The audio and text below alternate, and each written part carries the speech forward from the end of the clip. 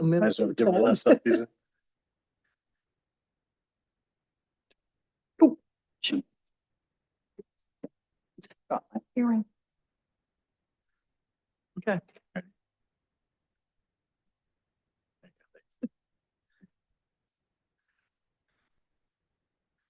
Just kill time, take it.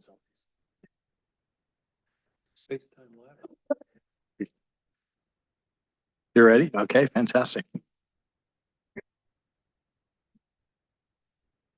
Good to go? All right, thank you so much. Ready? Yeah, we're good. Okay. Going to call to order the regular city council meeting of November 4th, 2024. You're in the council chambers and able to stand. Please join us for the Pledge of Allegiance. Pledge allegiance to the flag of the United States of America and to the republic for which it stands, one nation, under God, indivisible, liberty and justice for all. Madam Clerk, may we have the roll call, please? Flaherty. Here. No. Here. Chess. Here. Benson. Wren. Here. Thank you. Item 4 is closed session report. There is no closed session this evening. We'll move on to item 5.1, which is a proclamation designating the month of November as Homeless Awareness Month. And I'd like to invite our Diversity Commissioner, Carson, is here tonight. You can bring your wingman if you want with you. And I'll go ahead and read through some stuff here and then I'll turn it over to you. Whereby the month of November is Homeless Awareness Month in the United States, a time to build awareness of the issue of homelessness and the individuals, children, and families experiencing homelessness. Part of our city's continued efforts to welcome, empower, educate, and respect every unique member of our community includes the important act of supporting those who are currently unhoused across Contra Costa County. There are many reasons people are unhoused, including mental illness, substance addictions, and shortage of affordable housing in Contra Costa County. Unfortunately, homelessness in our county continues to grow. In 2024, the number of people experiencing homelessness in Contra Costa increased by 18.5% as compared to 2023. As of June 2024, there were approximately 2,843 people in our county with no place to live. The rise in homelessness, it's important to remember that for many, losing their homes also means losing community, friends, family, and routines, as well as their sense of stability and safety. While trying to survive on the streets, many are exposed to countless dangers with an increased likelihood of substance abuse, early parenthood, impulsivity, depression, post-traumatic stress disorder, and various other vulnerabilities. This November, we want to remind the residents of Pleasant Hill to treat the unhoused in our city with compassion and empathy, and to support them as you are able to with resources, volunteering, or a simple gesture of kindness. Now, therefore, I, Matthew Wren, Mayor of City of Pleasant Hill, on behalf of the City Council, do hereby proclaim November 2024 as Homeless Awareness Month in the City of Pleasant Hill, and encourage all citizens to view homelessness and individuals not as a stigma of society, but as members of our community. I'll turn it over to you, Carson. Thank you, Mr. Mayor and members of the council. I was thinking about that number that has grown to in the county. What does 2,800 folks look like? And to put that into perspective, that is the population of our high school and Sequoia Middle School together. That's the number of people walking around unhoused in the county at this point. In our city, homelessness can be somewhat invisible unless you drive down perhaps a stretch of Contra Costa Boulevard or jog around certain bar tracks around town. But in those places, even in our own town, which is, you can see that there are people suffering. I really appreciate you bringing this to the attention as the months get cold and the times get a bit harder. Thank you so much, Mr. Mayor. If you hang tight, I got a proclamation for you.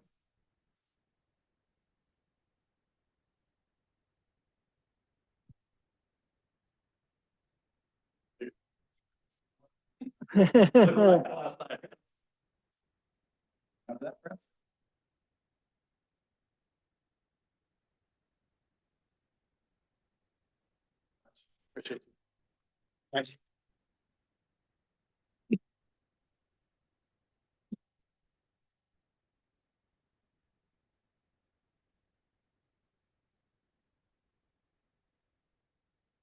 All right, moving on to 5.2 is an update from our Contra Costa Water District. And I believe we have District Director John Burr with us here tonight. John, why don't you come on down and start your presentation there? Thank you for coming.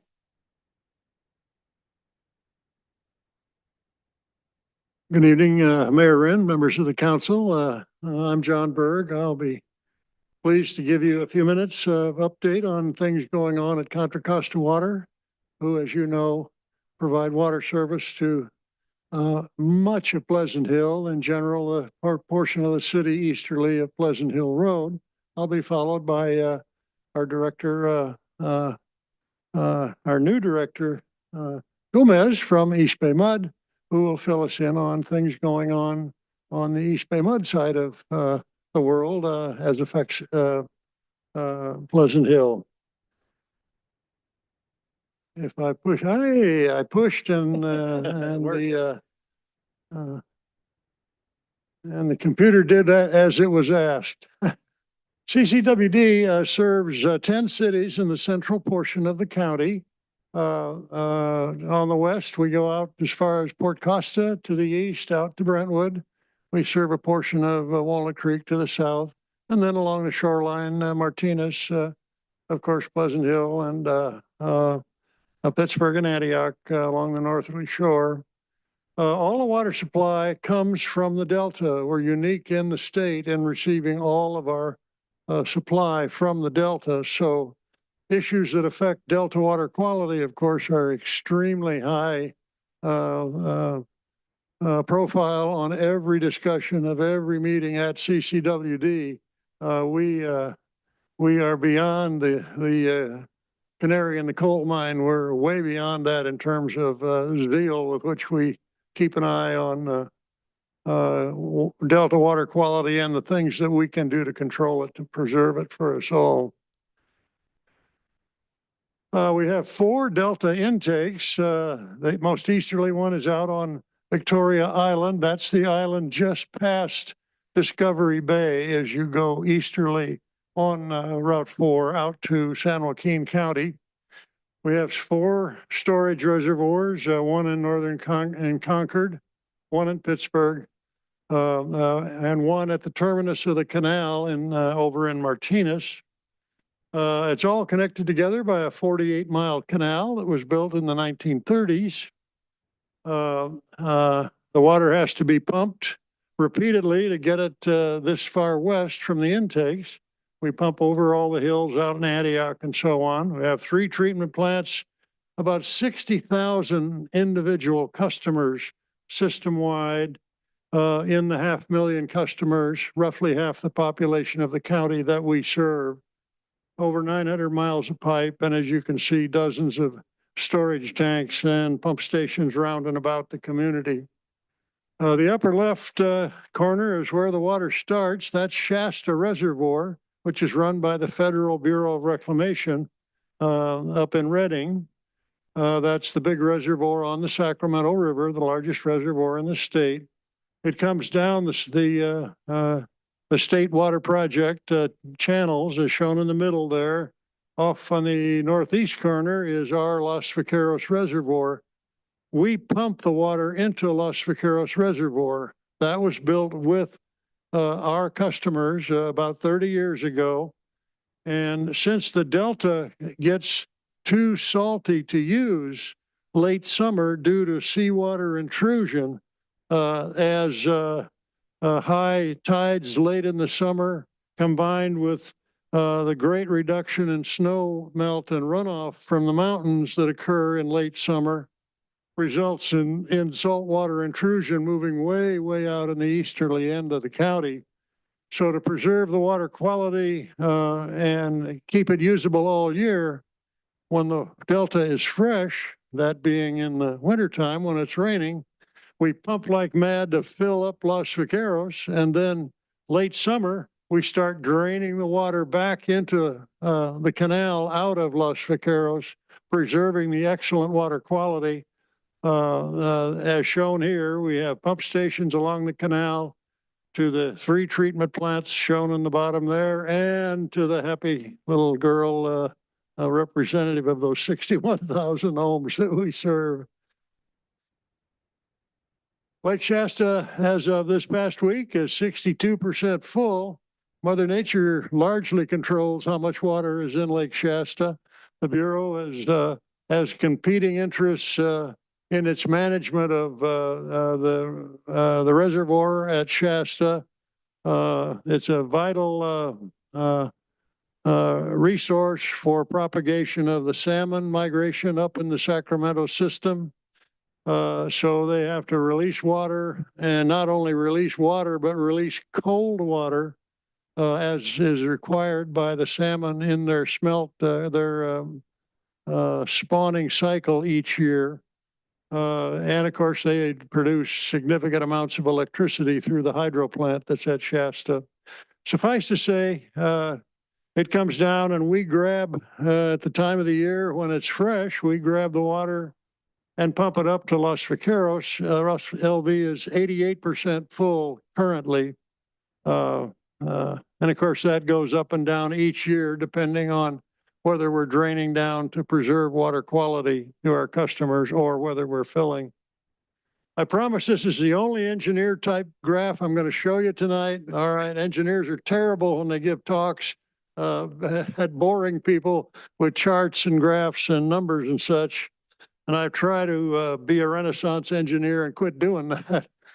Shown here anyway, on the left-hand scale is volume in acre feet. Acre feet are the units used in the industry to measure municipal water use. And across the bottom of the chart are the years, starting at 2006 and going up to 2022. Okay, 15 years or so. And what you'll notice in the dark blue line, that's the amount of water that our customers have used over that 15-year period. And what jumps out at you when you look at that continuous decline in that graph is that our ratepayers are absolutely wonderful at conserving water, right? Each time we have a drought, we appeal to people to please try to use less water in your home. And by golly, they have not only achieved, they really overachieved. It's just quite an amazing thing to see, at least where water supply is concerned, our fellow citizens are really working hard to be good citizens.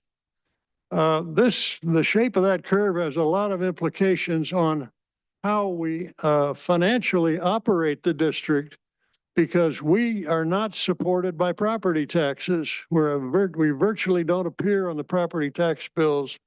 We sustain ourselves by selling the product we deliver. All right. And so each year, with that kind of wonderful customer response, the challenge before the Water Board is, okay, how do we cover our costs this year when we're selling less of our product than we were in the previous year or two or three? So it's an interesting challenge in forcing ourselves to be more efficient year by year as time goes on. The other dotted line on the chart, as you look on the right-hand side, you'll see that's population. And what's happened over that 15-year period, look at the number of people we are serving, even though the volume of water has gone down so substantially.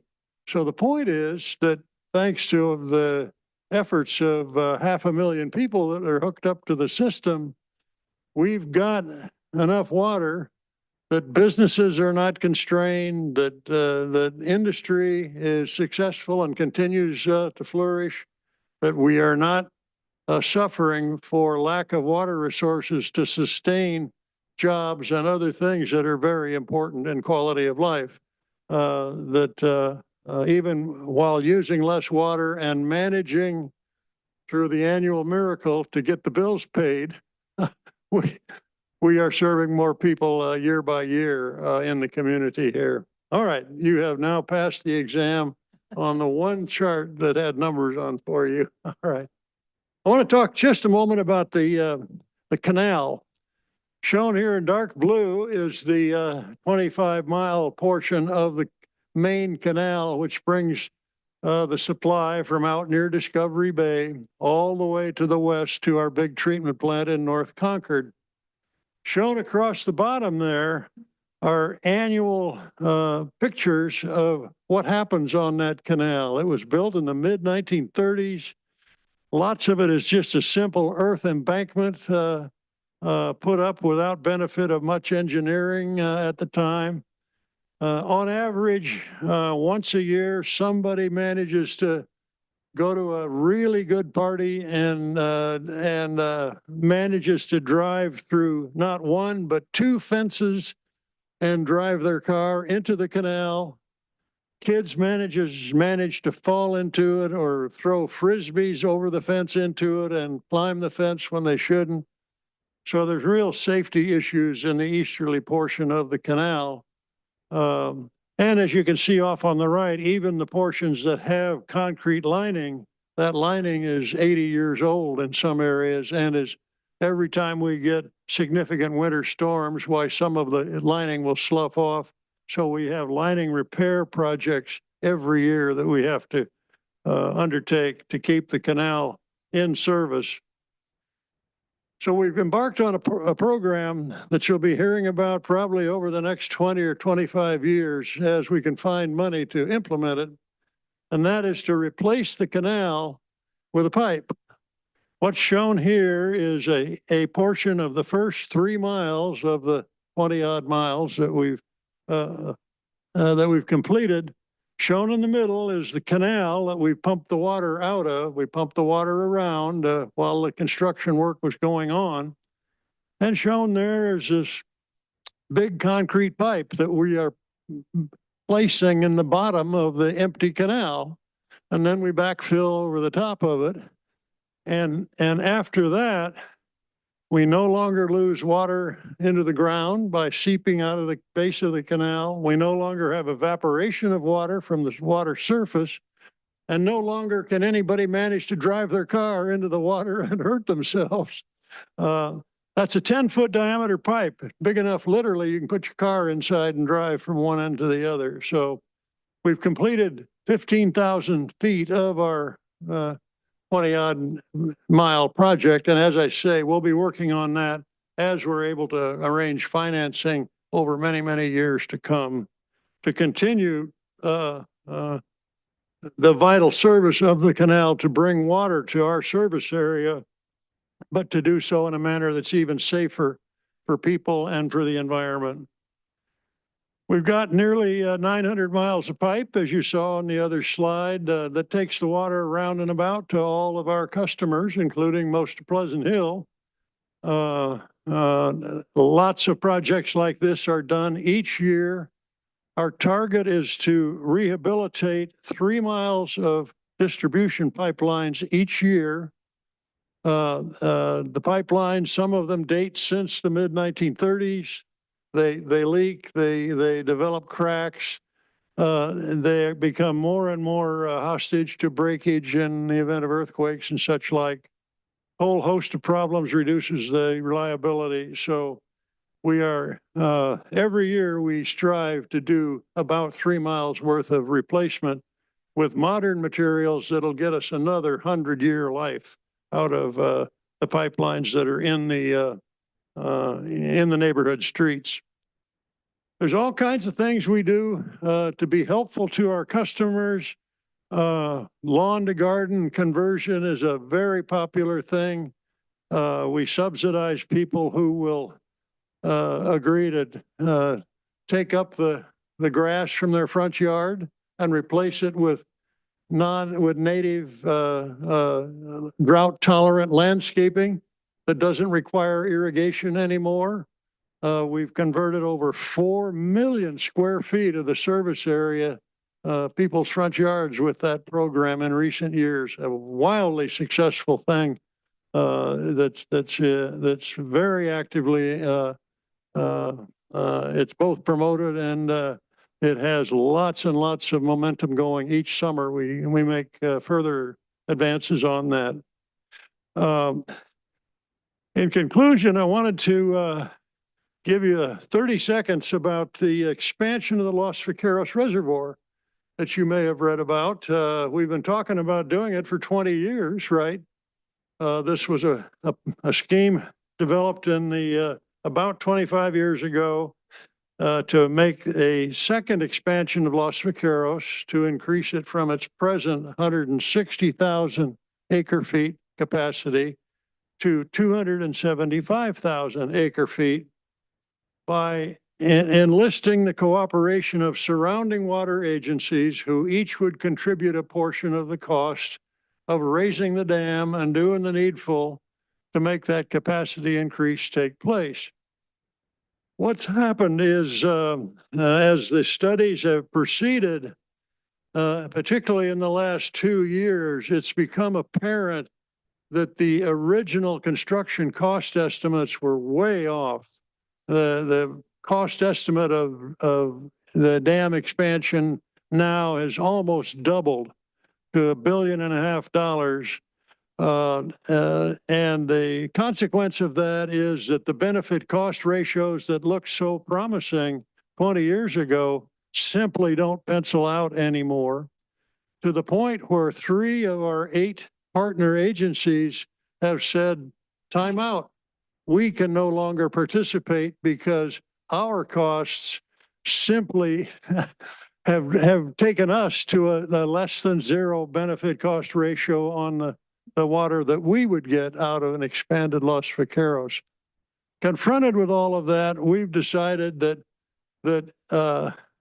we simply need to fold up the previous conceived project because it simply doesn't fit with the economics in the world that's around us. We remain committed to being a good neighbor, and we'll work with other agencies that we can find ways that we can share assets, share resources, share facilities in whatever way that anyone can come up with that make economic sense under the current conditions. We are absolutely aboard for promoting such things as that. So we are determined not to create another bullet train kind of project that gets launched before it with its benefit cost ratio off the rails, bad pun. And yet it keeps going on because no one involved in the public agency and public spending of money had the courage or the political will to say, wait a minute, it's time for us to call a halt here and find a better project for the use of the resources before they get expended. So that's the soap opera, the shorter version of the soap opera. And before I yield the mighty clicker to Director Gomez, I'd be delighted to answer any questions you might have. Hey, do any of my colleagues have any That was questions? going to be my question about Los Vaqueros, so you answered it already. Thank you. Thank you, Mayor Novak. Anyone else? All right, thank you, Director Burr. We appreciate your presentation. Thanks, John. All right, thank you for your attention this evening. I Thank you. appreciate your hospitality. Next, I'd like to invite East Bay Municipal Utility District Director, Liz Gomez is here. Hey, come on down. Thank you. Good evening, everyone. Good evening, Mayor Rinn, council members, community staff. It's an honor to be here before you tonight. So I am your East Bay Mud Ward 2 Director, and I was appointed just this past April. So I'm still on the learning curve. I am stepping into the term that Director Coleman stepped away from when he retired earlier this year. So you will see my name on the ballot this November, in fact, tomorrow. But I'm the only one on the ballot, and I look forward to certainly continuing to serve you guys. And I represent a portion of Pleasant Hill and all the way from San Ramon to Lafayette as well. That's my ward. So my background includes over 20 years of experience in public health, air quality, and lead poisoning prevention, where I work closely with communities on issues directly impacting their daily lives. This experience has shaped my approach to serving as your East Bay Mud Director, with a strong emphasis on community engagement and collaboration. Tonight, I'll be sharing updates on East Bay Mud, covering our water supply and portfolio, our efforts to address climate change, recent pipeline projects happening in Pleasant Hill, and I'm looking forward to answering any questions that you might have. So today we'll begin, and I'm gonna have Joe, if that's okay, to be my clicker. Thank you, Joe. And I wanna acknowledge Joe Volker, our Community Affairs representative, who's here with us tonight. So tonight we're going to begin, our agenda will be a little bit about the water supply, our water portfolio, carbon neutrality by 2030, and the East Bay Mud Pleasant Hill projects, as I mentioned. So first, we're going to talk about water supply. So as many of you probably know, our water comes from the Sierra Nevada to our homes and businesses. And you can see on the map that 90% of East Bay Mud's water comes from the McComney River watershed, which is located in the Sierra Nevada foothills. And that's that light blue area on the map. Our main reservoirs are the Pardee Reservoir, which you will see kind of in the middle of the slide. And this is the primary drinking source for East Bay Mud's 1.4 million customers. We also have Comanche Reservoir directly below Pardee Reservoir, which helps with flood control primarily and managing environmental flows to support habitat, including that of salmon. Bringing this water to the Bay Area takes 90 miles of 3 aqueducts, and you see that the biggest long line, that's the 90 miles. It travels through the Sacramento-San Joaquin Delta, and it ends in Walnut Creek. In dry years, we do have the additional capacity to get water, as you can see at the top, drought water supply. That's called the Freeport Regional Water Facility, which allows us to draw supplemental water from the Sacramento River. And this is a vital backup supply during drought condition, helping us to continue to provide our high quality water to customers. The remaining 10% of our supply comes from local runoff, which is stored in our local reservoirs. So let's discuss our storage numbers and where we are currently. Next slide. So as we begin the new water year, which for us begins October 1st, East Bay Mud's reservoirs are in a strong position. Currently, we're at approximately 79% of capacity, which represents 111% of the historical average for this time of the year. Our main reservoirs in the McComney watershed, Pardee and Comanche, are key to our water supply, capturing rain and snowmelt from the Sierra. And for the Pardee and Comanche, Pardee is at 74% and Comanche at 80% capacity.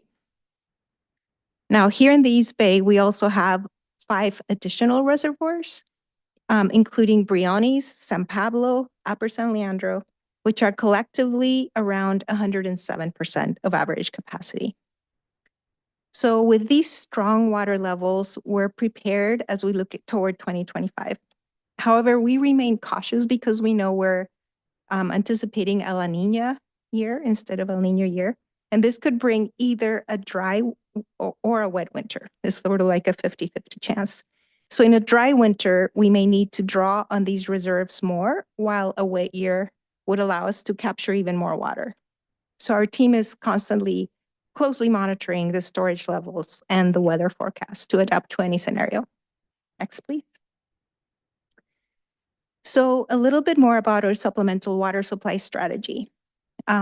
As any prudent agency would do, we're trying to have a water portfolio. So we really want to have resilient long-term water supply and to adapt to the challenges posed by climate change, aging infrastructure, and increased demand. So our approach includes several key initiatives. The first one, and I'm happy to see that Contra Costa Water has also seen huge water conservation on the part of customers. We have also seen a lot of conservation, but we aim to do even more. We aim to conserve 70 million gallons per day by 2050 through ongoing water saving efforts across our communities. The Central Valley Project and the Freeport Water purchases. So we participate in the Central Valley Project, allowing us to access additional water supplies from Northern California. Coupled with our Freeport water purchases, these initiatives provide a critical buffer during dry years, ensuring we can maintain a reliable supply for our customers. And then we definitely like recycled water at East Bay Mud. By 2050, we plan to increase our use of recycled water to 20 million gallons per day, which will help reduce our dependence on traditional sources.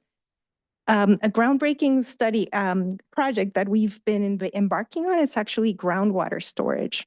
So sustainable management of groundwater resources is essential for ensuring a reliable backup supply. So we're going to store water underground during rainy seasons, sharing it with local ranchers. And then in dry seasons, we would rely on this water as an additional water supply. And then, of course, regional partnerships, strengthening regional partnerships through building interties and fostering cooperation with other local agencies will enhance our collective resilience. Next. Something that I was quite proud to find out about when I became a board member was that East Bay Mud has a carbon neutrality goal by 2030. This is ahead of most other agencies that I'm aware of. So I'm deeply committed to addressing the impacts of climate change on our communities and the vital water resources we depend on. Climate change affects every part of East Bay Mud's work, from protecting our water supply to ensuring the health of the lands we manage. And some examples of how climate change changes our water quality. We see algae blooms, or if there's a fire, we could see deteriorating water quality that ends up impacting the water that comes down our aqueducts. So we definitely want to stay ahead of this. So we're now embarking on our second century of service. We just turned 100 years last year. And so with an ambitious goal to be carbon neutral by 2030. This commitment drives several of our current projects, and I'd like to highlight a few tonight. So to begin, we are more than tripling our solar energy capacity with 3 new solar installations in Oakland, Stockton, and Orinda. And the largest project is located below the Briones Reservoir in Orinda. This will generate 10 million kilowatt hours of clean energy every year. That's enough to offset nearly 11% of East Bay Mud's electricity use and save about $24 million over a 25-year lifespan of the project. This project alone will reduce our carbon footprint by 5,500 megatons of carbon dioxide annually. We're also testing a groundbreaking pilot project in Piedmont, where we're using the energy generated from water pressure within our pipelines. This microturbine system captures excess pressure to produce clean power, generating an estimated 130,000 kilowatt hours annually. It's a creative way to capture energy that we'd otherwise lose, and all while supporting our commitment to renewable resources. This small but mighty pilot project reduces emissions by 6 million tons of CO2 per year. On the transportation front, we've joined a joint project with the Port of Oakland by leasing property to a hydrogen fuel station in Oakland, right on East Bay Mud property. This station supports zero-emission trucks serving the Port of Oakland. It will be North America's largest deployment of fuel cell electric trucks, reducing greenhouse gases and significantly improving our quality of the East Bay by offsetting 3,200 megatons of carbon dioxide every year. Together, these pilots and these projects will reduce emissions by over 8,700 million tons of CO2 per year. And to put it in perspective, that's like taking approximately 1,900 gas-powered cars off the road yearly. And this is a powerful example of what one water district can do in the fight against climate change. Next. So what you've been waiting for is what is happening right here in Pleasant Hill. So these pipeline, we're doing some pipeline replacement projects, especially around Pleasant Hill Road, on Pleasant Hill Lane to Camino Verde, Houston Road, on Pleasant Hill Road to Amber Lane, and Amber Lane, Houston Road to the end. These projects are currently in progress with an estimated completion by December of 24, so we're coming up on that. These efforts are crucial to maintain reliable water service and preventing potential pipeline failures in the area. In Oak Park Boulevard, by Contra Costa and Pleasant Hill, this project is scheduled for construction in the spring and summer of next year. And as part of our ongoing pipeline replacement program, this will address aging infrastructure and ensure continued water service reliability for the community. So in addition to these 2 highlighted projects, there's another pipeline replacement project in the planning phase called the Stevens Circle project. This project covers several streets, including Pleasant Hill Road, from Slater Avenue to Strand Avenue, Erin Court, Stevens Circle, Linda Lane, Valley View Road, Strand Avenue, Mercury Way, Apollo Way, and Tokay Court. This project is expected to be in construction in late 25 or early 26. And while it's still in the planning stages, it's important to note that it will address significant sections of our water infrastructure in Pleasant Hill improving service reliability for the long term. So with that, that brings us to East Bay Mud at a glance. This is kind of a summary of East Bay Mud for those of you who may not know too much about us. So our mission remains as vital today as it was when we started, and it is to provide reliable, high-quality drinking water and wastewater service at fair and reasonable rates while ensuring we are stewards of our natural resources for both present and future generations. So water delivery at an affordable cost. One of the remarkable aspects of our operation is the cost efficiency we maintain. For every gallon of water we deliver, our customers pay about 1 penny.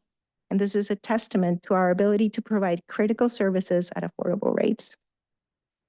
Regarding the source, as we discussed tonight, approximately 90% of our water comes from the Mokelumne watershed in the Sierra Nevada mountains. This pristine source ensures that the water delivered to our customers is the highest quality. Regarding infrastructure, I was kind of shocked and blown away when I learned that we have 42 miles of pipe that we need to maintain and replace as it ages. So we deliver water through our service area, ensuring that we can reliably meet the needs of 1.4 million customers. For context, the 4,200 miles is the same distance as going from Oakland to Chicago and back. Regarding environmental stewardship, as part of our dedication to environmental stewardship, we manage 57,000 acres of watershed land locally and upcountry. This crucial land is not only safeguards our water supply, but also offers the community access to beautiful open spaces for recreation and habitat preservation. Our efforts reflect a commitment to balancing public enjoyment with water quality and protection. We support outdoor activities like fishing, hiking, and birdwatching, while ensuring that the ecosystem in our cares are healthy and resilient. This dual focus allows us to foster a sustainable environment for both current and future generations. Regarding water delivery, each day we deliver an average of 150 million gallons of water to customers across our service area, making sure that families, businesses, and industries can count on a safe and consistent water supply. A factoid about us is we're the second largest water retailer in California. And another factoid that I just learned about, I don't know if you remember last year, we heard that the salmon run in the Mokelumne River was the best that had been since we started counting in the 1940s. And it's early in the salmon run this year, but I hear that we may be doing really well as well this year. So our environmental stewardship is something to be very proud of. So to close, these topics that we have covered today highlight our dedication to what I've mentioned. We're excited to continue partnering with our communities to safeguard these services. Thank you for inviting us tonight, and I'm happy to answer any questions you might have. Thank you, Director, for the presentation. Any of my colleagues have any questions? Councilmember Chess. Thank you, Mayor Wren. I'm just curious with that, the micro turbine pilot. Yeah. So how long has that been in place, and how long do you think you guys will run that pilot before you realize this is something you might want to expand? Okay, so that's the little bit that I do know is not enough to answer your specific question. I know that it is currently happening. And do you happen to know the answer to that question? No, we don't. Yeah, so we're gonna have to go back and ask that specific question. But I know it's been happening, Yeah. and it's been working. And so I'm curious also to see if it's something we could expand to more places. Yeah, Great. it's Thank kind of you. cool. Any other questions? Okay. All right. Well, thank you so much. Thank you very much. Appreciate the presentation. And then my only comment would be to staff, if we can make sure that we get those construction projects up on our website. So when people are wanting to know what's going around town, then we can get that communication between staff. And you guys, appreciate you coming out. Just have a soft spot in my heart for the water districts. My father was a civil engineer for Metropolitan Water District. So when we drive around on family trips around California, they're like, hey, there's this pumping station and that pumping station. So I definitely get some of the slang and the terminology, bringing back some good memories there. So anyways, thank you both for your presentations tonight. We'll move on to item number 6, which is our city manager comments. I'd like to invite our city manager, Ethan Bindernagel, to provide his comments this evening. Thank you, Mayor Rinn. Good evening, members of council, members of the community. A couple of announcements this evening. Voters who are looking for locations of ballot boxes this election season should know that there are 4 locations here in our city of Pleasant Hill where voters may drop their ballots. All registered voters may submit their ballots to any ballot box, including boxes outside Pleasant Hill. County elections officials will be collecting ballots multiple times throughout the day to address high volume turnout. And just a reminder that all ballot boxes will close at 8 p.m. tomorrow evening, November 5th, 2024. The 4 locations where you can find a ballot box here in town are here at City Hall, 100 Gregory Lane. You can also find one at the PSC, the Public Services Center at 310 Civic Drive. The Pleasant Hill Library, 2 Monticello Avenue, also has a ballot box, and our 4th and final is at the DVC College campus, 321 Golf Club Road, south of parking lot B, for those of you who are familiar with DVC's campus. Just a reminder that if you have any elections questions, you should contact the County Registrar of Voters, either online at contracostofvote.gov/elections or via phone 925-335-7800.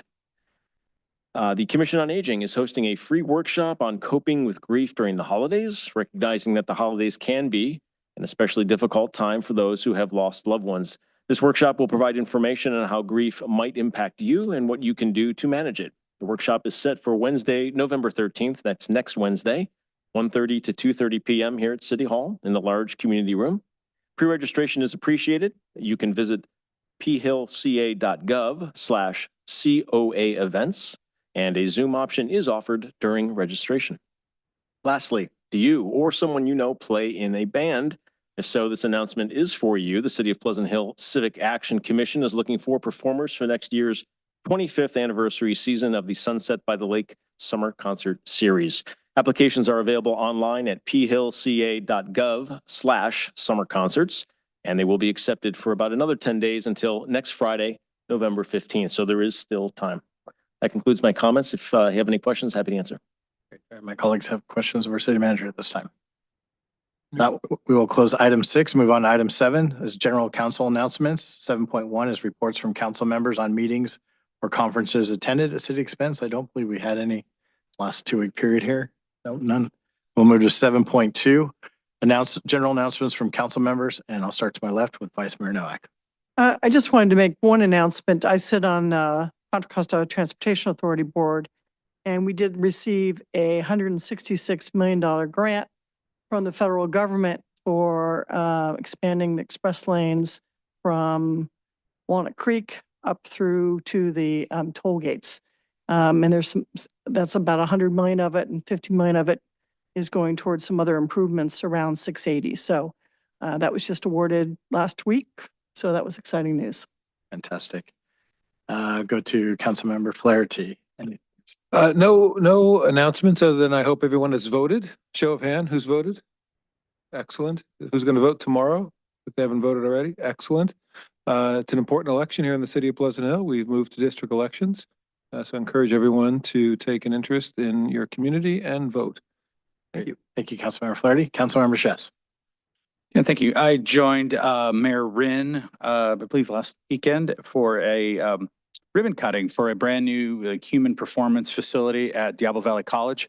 It was it's a beautiful building out there, and it's gonna not only technically be like a locker room, but it's gonna house, classrooms and other things kind of around physiology and human performance as I understand it. That was it for me. Great. So yeah, I did attend that ribbon cutting with you. Also attended Eagle Court. We have 2 new Eagle Scouts from a troop here in Pleasant Hill, Andrew and Ben. So congratulate both of them for competing the highest rank in Boy Scouting, in the Eagle Scouts. Also Buchanan Airport. I attended the ribbon cutting. They have a new terminal over there. Currently it's housing the Jet Suite, but it also has a new fire station there as well. And a bunch of things that are happening in Buchanan, even technology and even some autonomous planes and things like that. So a lot of good things happening over with our neighbors. And then also attended the Veterans Celebration. I know it's a week early for Veterans Day, but the Rotary Club hosts a Veterans Celebration each year, and attended that, I believe, with Vice Mayor Noack. Was Saturday? One of the weekend days. Saturday. Saturday. So that was great to see that, all of our veterans here in the Pleasant Hill area. With that, we'll close item 7.2 and move to item number 8, which is public comment. The public is welcome at this time to address the city council on items on the consent calendar or other items not listed on the agenda, but within the council's jurisdiction. Comments are limited to 2 minutes per speaker. You may provide comments by giving a speaker card to Leon on the dais over there. Madam Clerk, do we have any speaker cards from anyone wishing to speak on general public comment or the consent calendar? There are no speaker cards. All right, with that, we will close public comment. We will now move on to item number 9, which is our consent calendar. All matters listed under the consent calendar are considered by the council to be routine and will be enacted by one motion.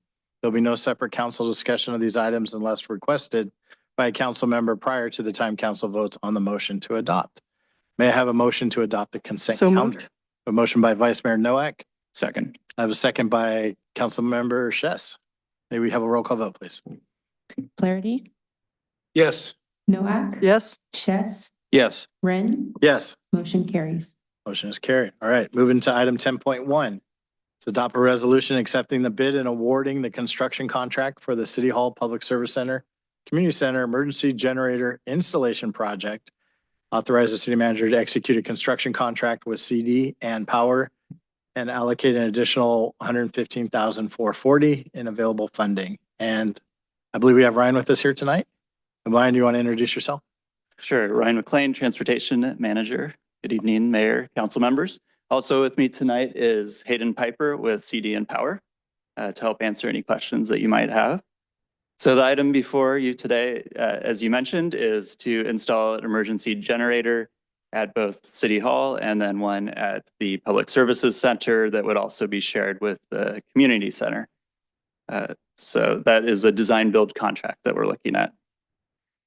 This is part of the fiscal year 2024-2029 capital improvements program that was adopted earlier this year. We issued 4 requests for proposals out to qualified bidders earlier, and we received one from CD and Power as determined to be qualified. They currently do our existing generators at City Hall and at the Police Department and maintain those. Apparently, they also do Contra Costa Water Districts and East Bay MUDs, so lots of experience in the area. They're based in Martinez, so also a local firm. So excited to have a bid from them. Also, as part of this, I guess October 7th is when we met earlier to get approval for a loan to the Rec and Park District to pay for their share, their half of the generator for the Public Services Center and Community Center. So again, 2 separate generator projects. The first one at City Hall, 2 possible locations, one on Cleveland or else around the corner in the staff parking lot area. So that will kind of be determined as we move forward with the design of the project. This cost is around $350,000. The second one at PSC and Community Center, we're looking at the area kind of between the 2 facilities near the trash enclosure to kind of hide it out of the way. And that would be a cost of $480,000. The main differences in the cost there are this one is a much larger one to power both buildings than the one at City Hall. So that's the main difference in cost there. For the budget, so also on this item was approval of expanding the budget a bit to meet those couple of costs. So we have the approved budget from the CIP, which is about $74,000 short of what the cost estimate came in from CD and Power. So we're looking to use capital project fund budget to get the rest of the money there, including some contingency as we normally do for these types of projects. The rest of the money is coming from ARPA funds, and then again from half of the one generator from Rec and Park District. So that is the end of my presentation. Happy to answer any questions. Councilmember Flaherty. Thank you. What, have we identified the location where the generators are going to be placed on either property? Sorry, what was that? Have we identified the location where we're uh, going to install the generators on either property? Yeah, so this one would be I'm not sure exactly. You might Yeah, know. if you don't mind. I'll bring up. Here, so both locations that we found, let's see here, yeah. Hayden Piper, CD and Power. Glad to be here. We're, big part of the community and we appreciate projects like this, of course, especially with how close we are. But to answer your question, the first generator, looking at it now in this picture is the community center. Again, this is really the main focus is to make sure that the community center can be set up as an emergency occupancy center if there is a need for that in Pleasant Hill. So the generator is designed to provide all of the necessities that you would need to, carry on operations there for the city. The location of the generator right now is there are two options. They're all within the same, I'd say 30 feet of each other. It's really going to be dictated by what's in the ground, but the cost shouldn't have an impact. So it's right to the left there between the two trees, but also just not pictured here. There's another stretch of grass just on the other side of the main switchgear where it would go. And our plan with working with the city is to make sure that when we're done, it looks like a simple enclosure that mimics the trash enclosures that are there. So in the design and in the cost is to match the fencing that is already there for the other enclosure. So it'll really just look like another trash enclosure, but it's a 400 kW generator. So What about the City Hall location? City Hall location's similar kind of, we have two locations picked out, all within about 30 feet of each other. The first location desired will be in the picture on the left here. Just to the right is where your main PG&E service comes in. The only thing we're running past as part of every design build project is getting buy-off from every engineer that we have on board with us as well as the city. There is an intake there for your HVAC system. So we'll have to see where we can apply the generator premises based on the setbacks of the property. The backup, which might ultimately end up being the better option, is to go in that parking lot there and take up 2 parking spots. So that is the backup option. I know, right? So, there's lots of green we can play with, but the main goal is to make sure we stay within the setbacks and give you something that's looks just as good before as it does after. So Just a couple of questions Sure. about the costs. Even though they're different size generators and power output, they have the same fuel tank? So they each are rated for the same amount of time. So a 24-gallon tank or 24-hour gallon tank is how we would look at it. So they're each designed to provide 24 hours of backup power. Do the storage tanks for each generator, are they the same capacity, same gallons? of vehicle fuel? No, there's a difference in gallons on each one because a larger generator consumes more fuel per hour than a smaller one. So it would, I want to say it's roughly probably 200 gallons for the smaller one and about 350, 400 for the larger generator. Yeah, I mean, it struck me that the fuel fill costs were the same for both Right. generators, and if they're not the same size, I wondered why they had the same fill cost. To be honest, it's one of those things where it's an easy add for us in a project. Our cost is something that's easily passed on to the city, and it was a way for us to make our proposal a little bit better. But in truth, that amount of fuel will probably be evenly spread out between the two projects.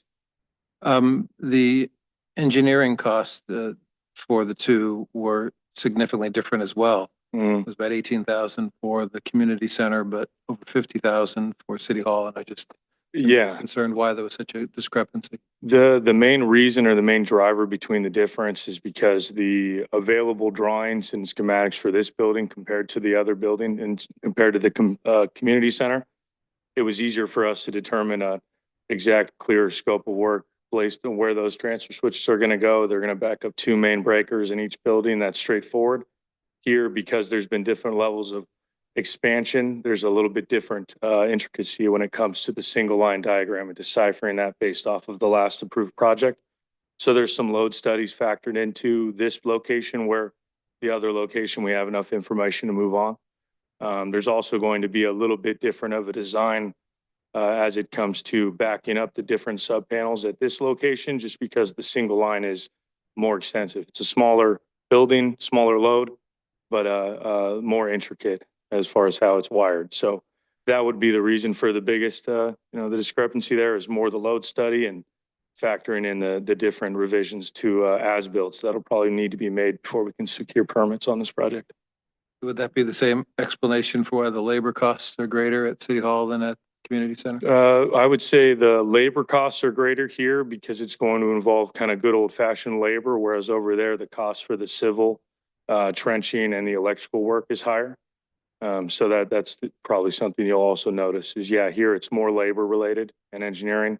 Over there, it's longer trench runs, longer power runs, Right. two larger transfer switches. I would expect the trenching to be greater because of the distance you have to travel and you're going to two different locations. At the community center than at City Hall. It's just sort of one point of entry, isn't it? From the generator to wherever you're connecting to the electrical Well, it'll panel. be two because the building will be set up to basically back up two main services, whereas here it's just one.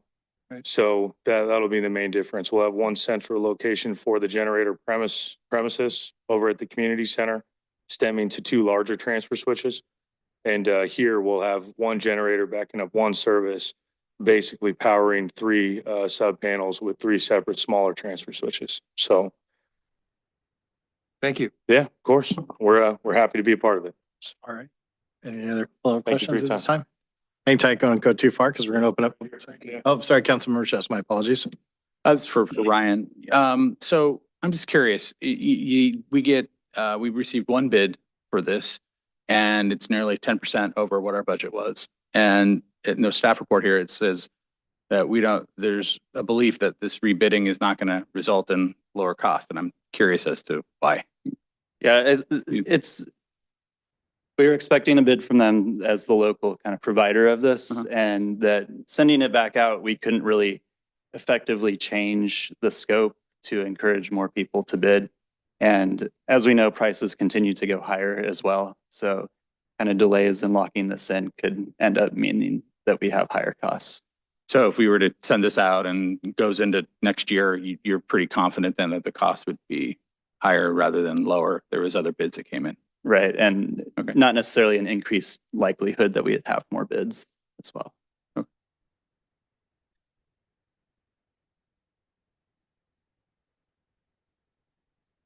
Did you have a follow-up, Oh, Councilmember? no, Okay, thank I you. was Sorry. you're so diligently taking notes. So I want Taking to notes. interrupt your thought there. All right, with that, hang tight, Ryan. We're going to open up public comment. Public at this time is invited to speak on this item. Comments are limited to 2 minutes per speaker. We provide comments by giving a speaker card to the clerk at the dais. Madam Clerk, do we have any speaker cards for item 10.1? There are no speaker cards. All right, we'll close public comment and bring it back to the dais for further conversation and a motion. Do I have a motion to? I have a comment. Sure. Just based upon some of the back and forth on the discussion here, I think maybe the staff could take another look at the cost, particularly if there was just a sharing of costs between the two projects. Since we are sharing the cost of the community center generator with a third party, I want to make sure that we're not absorbing more of our share, that if there should be more associated or allocated to the community center, those costs are allocated to the community center and not to the City Hall project.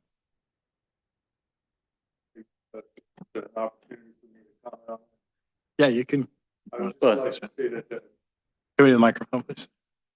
the cost of fueling that you pointed out earlier, the lower cost would be the smaller generator. The other generator in theory would be more, but we just realized that the budget was already where it needed to be and we didn't want to increase our proposal anymore. So that's just something that we've absorbed into the project. So that's why it's looking like the same amount of fuel fill when really the 2,500 or the number that you mentioned is more allocated towards the smaller generator.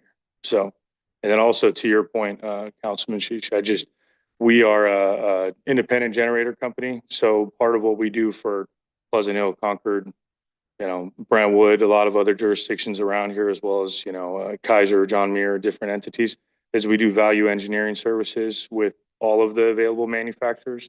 A lot of companies are tied to a select few. We are able to shop every brand. So this, we feel really confident as being a very competitive number with this KW range. And as far as time goes, air quality management districts are ever changing and evolving. And right now, Contra Costa County is still in a tier 3 county, but there are murmurs already of that changing sometime soon. So I would say of course, we want to, be wary of the environment and do our part. But as far as requirements go, at some point it will turn into a tier 4 county. And with that, ultimately means at least 30% more in the generator equipment costs just on today's market rates alone. for different emission standards and exceeding the requirements to articulate out. There's lots of little funny things, but basically the generator becomes way more expensive. So, but yeah, I'll step back. Thank you. I think to your point, Councilmember Flaherty, we'll look at the actual split of the cost of that PSC community center generator in terms of maybe the trenching and that sort of thing you're referring to. That is more on the community center side. Well, it may have been explained that there was an underbid on the cost on the community center, and so that the 5,000 fuel fill is actually the real cost for the city hall, but it would have been more to fill the tank at the community center.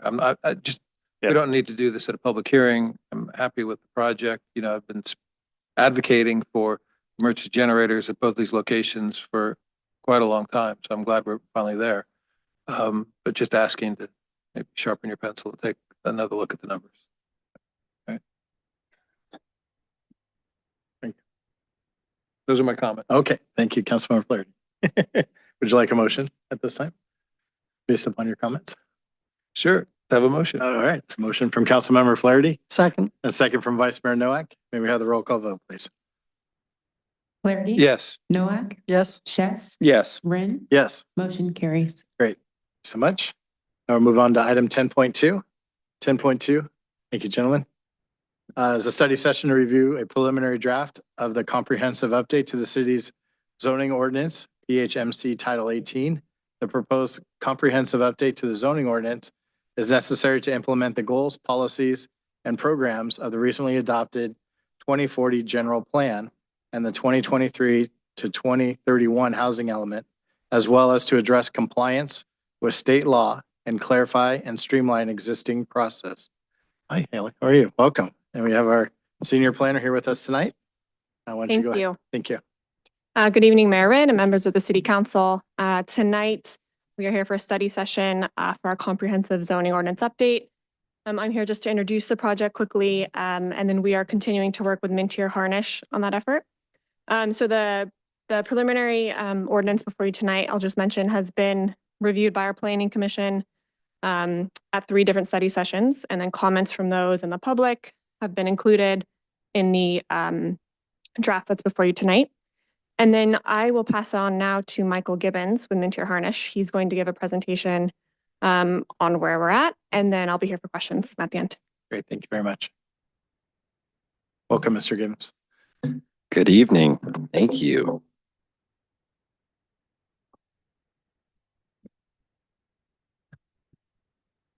Good evening, Mayor, council members, and member of the public. Thank you so much for allowing me to be here this evening to introduce the Comprehensive Zoning Code project and to facilitate this evening's study session. Tonight, I will provide an overview of the zoning ordinance update, as well as facilitate a deep dive into the many changes that are being proposed as part of this project. I'll then summarize our next steps and what you can expect from us as we go through the rest of this project into next year, and then hand it back to the mayor to facilitate any discussion and ask me any questions about the project. First, a brief overview of who we are and brief introductions. My name is Michael Gibbons. I am a project manager for Mintier Harnish and the task lead for the zoning ordinance project. Very much a part of this project, but not here this evening, is Jim Harnish, the principal and owner of Mintier Harnish. Brent Gibbons, probably a familiar face, as the project manager for the general plan and housing element update, and Nikki Zanchetta, who is the project planner. Our firm, Mintier Harnish, we specialize in land use planning, zoning regulations, general plans, housing elements, and special land use studies. We have prepared over 40 zoning ordinance, development codes, and subdivision regulations, some of which have been right here in the Bay Area. And we also have extensive local experience working with Pleasant Hill. We were the consultant team that helped assist the city in the general plan update, housing element, the implementation of your objective design standards, and the technical amendments that were required as part of your housing element. So tonight is really the capstone of all of those projects, as the zoning ordinance is truly the teeth behind enforcement. To set a foundation of this evening, I think it's important to provide a brief project overview. And first, I'll start with why we are here this evening. As mentioned, the city has recently undergone a comprehensive general plan and housing element update. State law requires that those policy documents be consistent with all other rules, regulations that the city has. And so consistency is first and foremost why we're going through this update. Next is changes in state law. So it seems like every year the state puts out new laws that are further directing, if you will, land use decisions and land use law. And a lot of those state laws require jurisdictions to update their codes for a multitude of reasons to address processes or include new land uses. And lastly, we're updating this project really to assist the city and the decision makers and to make the ordinance easier to use, implement, and for the public to also better understand the implications and what they can and cannot do with their property. As I had mentioned, the general plan and the housing element call for a series of changes that really require us to update this zoning ordinance for consistency. And here we can see some of the programs that were in your general plan that we've addressed in this update.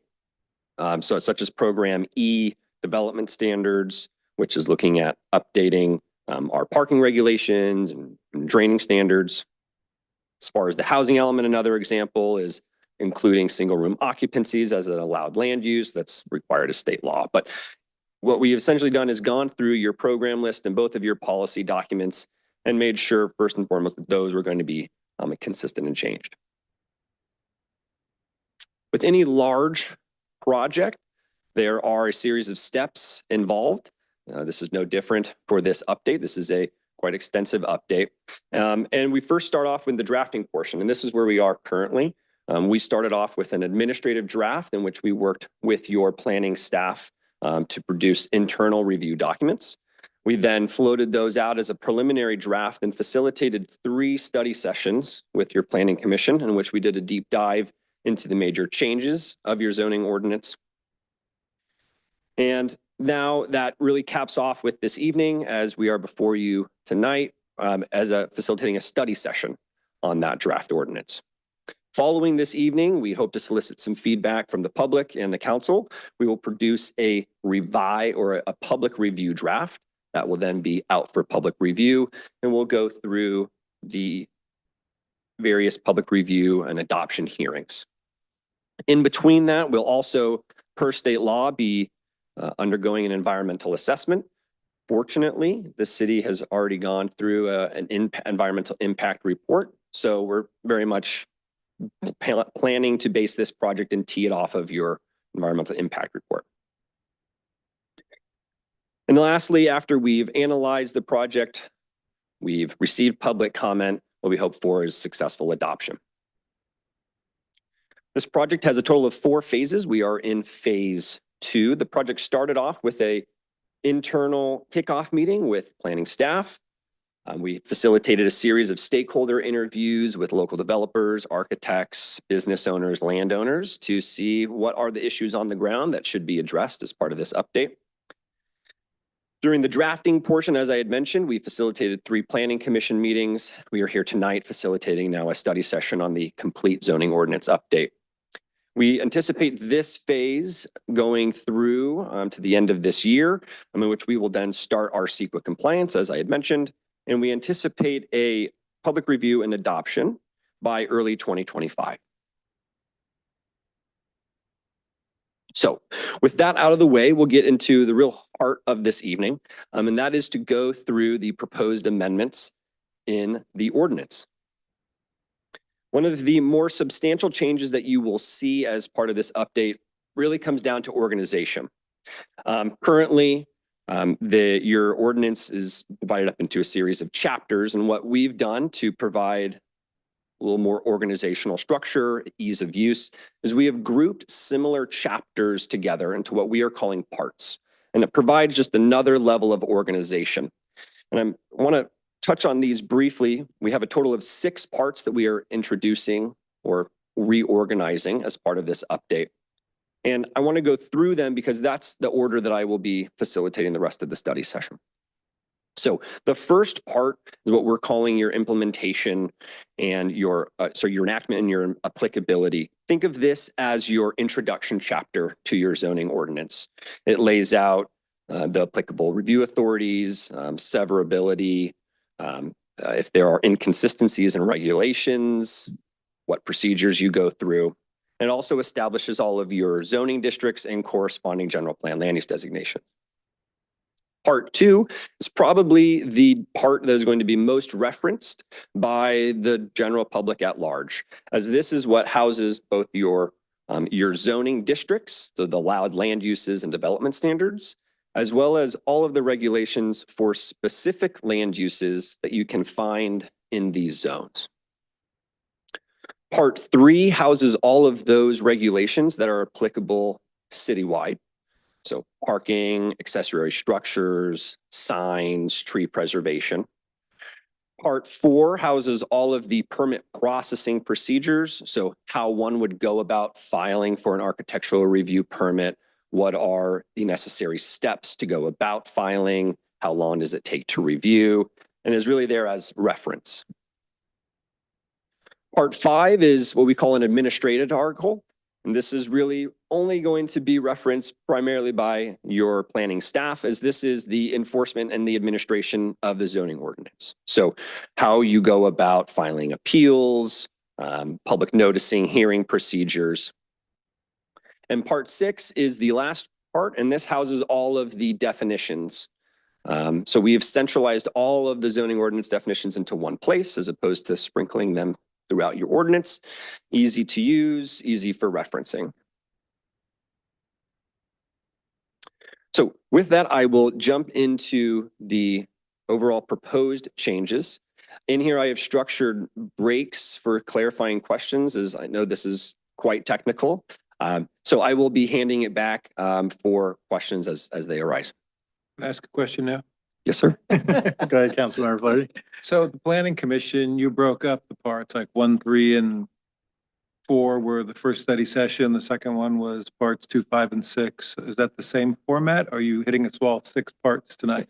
We're hitting you with all 6 parts tonight. So the planning commission, we had we kind of broke up the drafting into 2 stages, each capped off with a planning commission study session. We then had a third planning commission study session where we provided and presented the complete preliminary draft code. So the planning commission has seen the complete code, and we have provided comments that we have taken internally and have documented.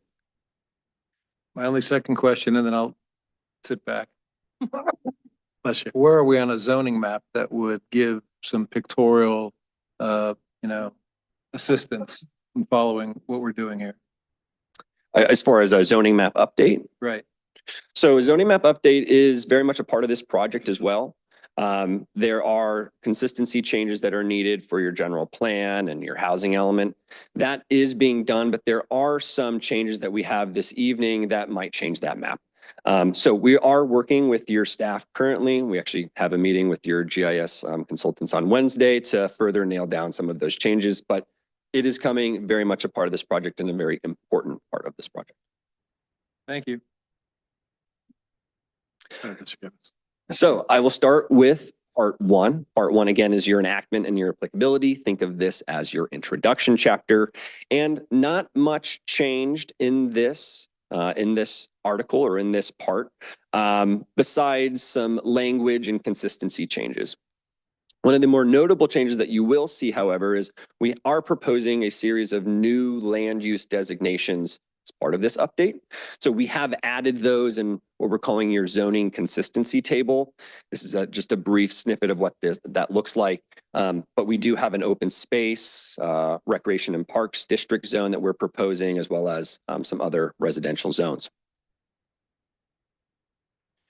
In here, I have also noted whether or not these are changes that are proposed based on state law consistency, or if they are come out of general plan and housing element consistency or are just best planning practices.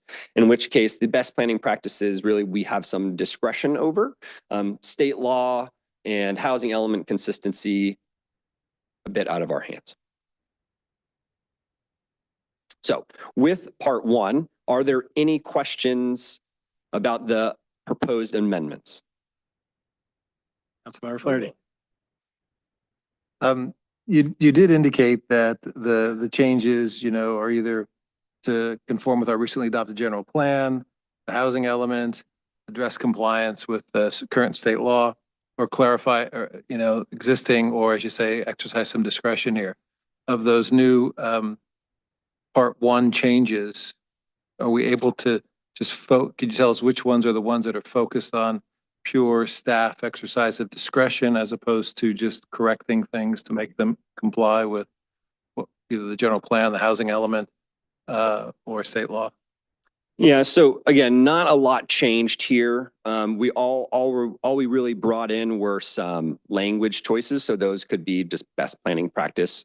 One of the areas though that I would strongly encourage for consistency and really touches on state law is codifying those new land uses or those new zones in your zoning consistency table. Consistency is a general plan state law requirement, so I guess that kind of speaks to your question. But the way that we lay these out is really up to, like, for instance, this table, the format of this table is up to your discretion. But state law does require a consistency between your zones and your general plan land use designations. Yeah, more interested in which of the designations fell within those four reasons for making the change. Whether it was to comply with the general plan, comply with the housing element, to comply with existing state law, or just something that staff determined was something that we should do because they thought it was a good idea. For the new zones? Designation. Yeah, so the new designations come out of consistency with your general plan. Thank you. And that obviously that will be my inquiry on all of these parts. Sure. Which of these four reasons motivates the change? And Understood.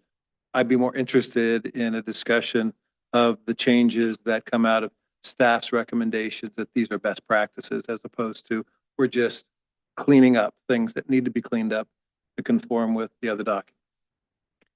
That's just my own personal.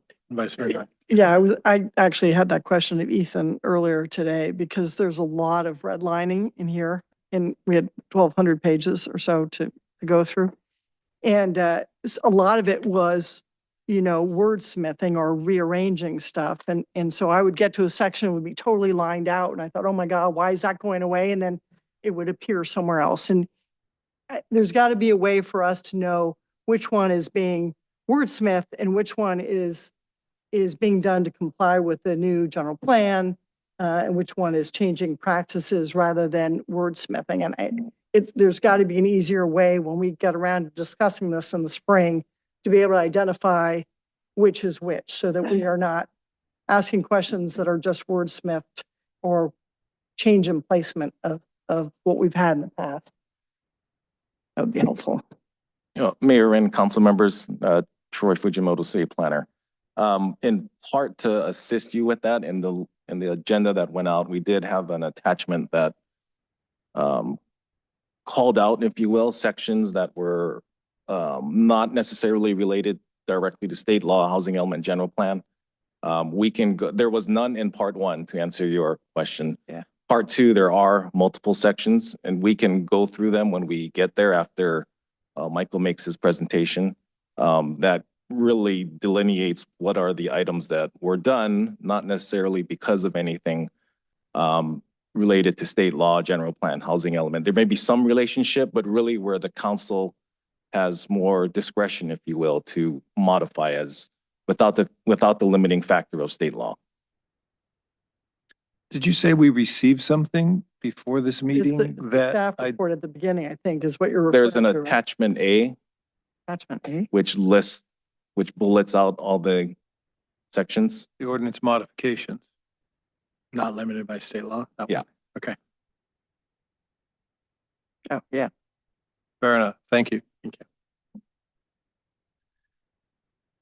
Yeah, and I think there was a mention about the study sessions with PC versus city council. So we did do 3 with the commission. It was in more detail. We had this one planned primarily because since this council reviewed and adopted the general plan, the housing element, and was well versed with how we got here, we at least wanted this council to have at least one study session to provide your input and feedback, in large part because you were familiar with everything that we've done and can provide what we felt would be the baseline, if you will, for the comments that we will then carry forward when the new council comes before you, is seated with the city. But we did want to at least get one with this council that had gone through the general plan, the housing element, was familiar with many of these state provisions. So that's kind of how we got to where we are, if that helps. Else? Keep going. All right. Go ahead, Mr. Gibbons. So if that is it with the questions for part 1, I will go into part 2. Part 2 is quite lengthy. Again, this is the part that is going to be most referenced by the general public at large. We have divided this part into a total of 8 chapters. Each of these chapters are broken up into the general zoning category. So we have a residential chapter, mixed use, your commercial, goes down to your overlays. And then we have a series of 2 new chapters that we have added. These are to address consistency with your housing element and your general plan.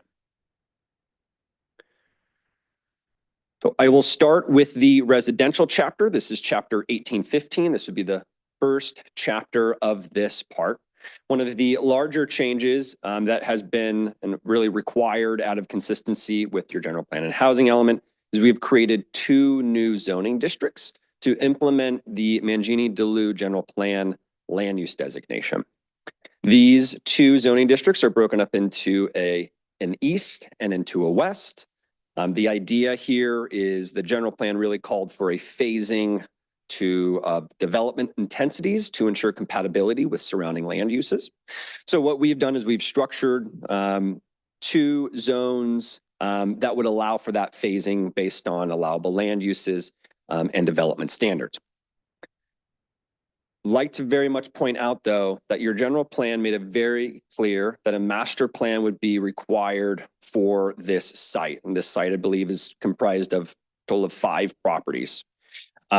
The standards and the zones that we have presented to you this evening and is in the draft do not waive the requirement of a master plan. So a master plan is still required for any development that is going to be proposed on this project. Think of these standards as interim standards until a project comes in which a master plan would be prepared.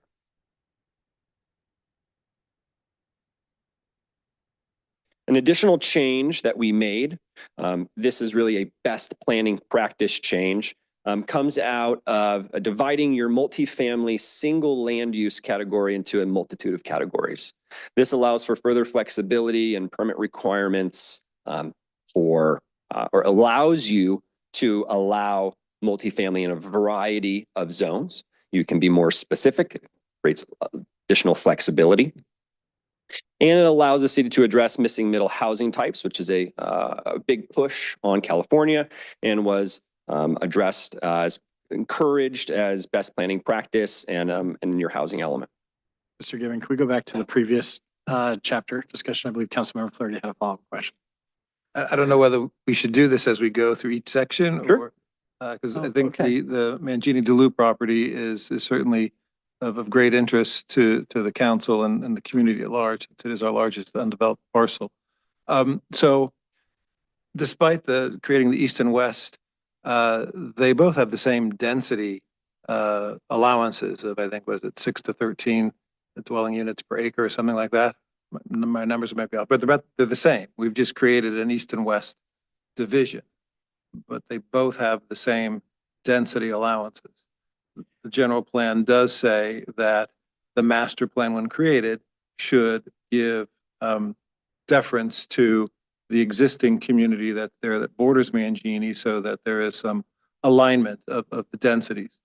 But given that there's a master plan requirement in the general plan, isn't this forcing the developer to separate the densities, even though the zoning allows the same density?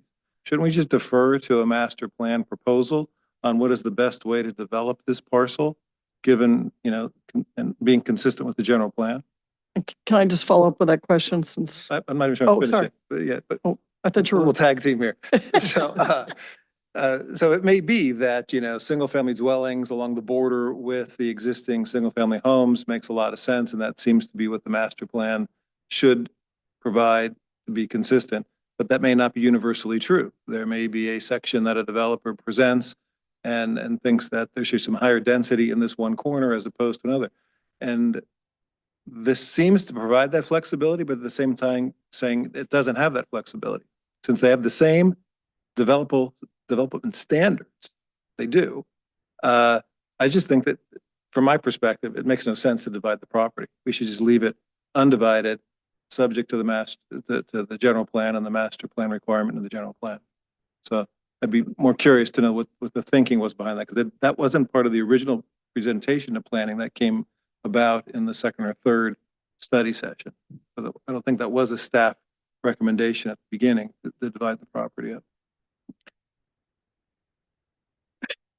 I just want to. You may know the answer. I just want to. No, I don't know I don't know the answer because I had a similar question, because having spent, I don't know how many years on the general plan and the housing element, we went through this a lot because originally when it was first proposed, the Mangini Delu site was in 3 zoning, and that was met with a lot of concern, and so we eliminated all those lines for a master plan. So now we're putting lines back in, which I have the same concern.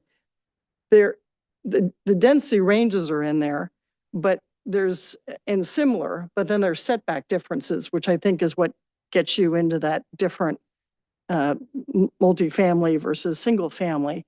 But I think from my perspective, I still go back to it should just be one entity. We also had discussed here at council capping that number. And that's not in here anywhere as well at 210 units. And so with those ranges, that's not included in here either. And so me personally, I would go back to just one zone and require the master plan. We don't get any benefit from dividing it up except for a lot of questions and concerns about how it's divided up. I think we need to go back to the one zone. We need to go, include the densities, but also with the cap that was discussed and approved here at council a while ago, and then go to the master plan. And I'm not sure we need to do anything sort of more than that. I think we're overcomplicating it versus what we've really got to do with the master plan. So that would be my suggestion. Thank you. Any further follow-up, Councilmember Flaherty? This time? No, I'll just leave. This is a study session, right? So we're just offering our thoughts. Sure. All right, continue on, Mr. Gibbon.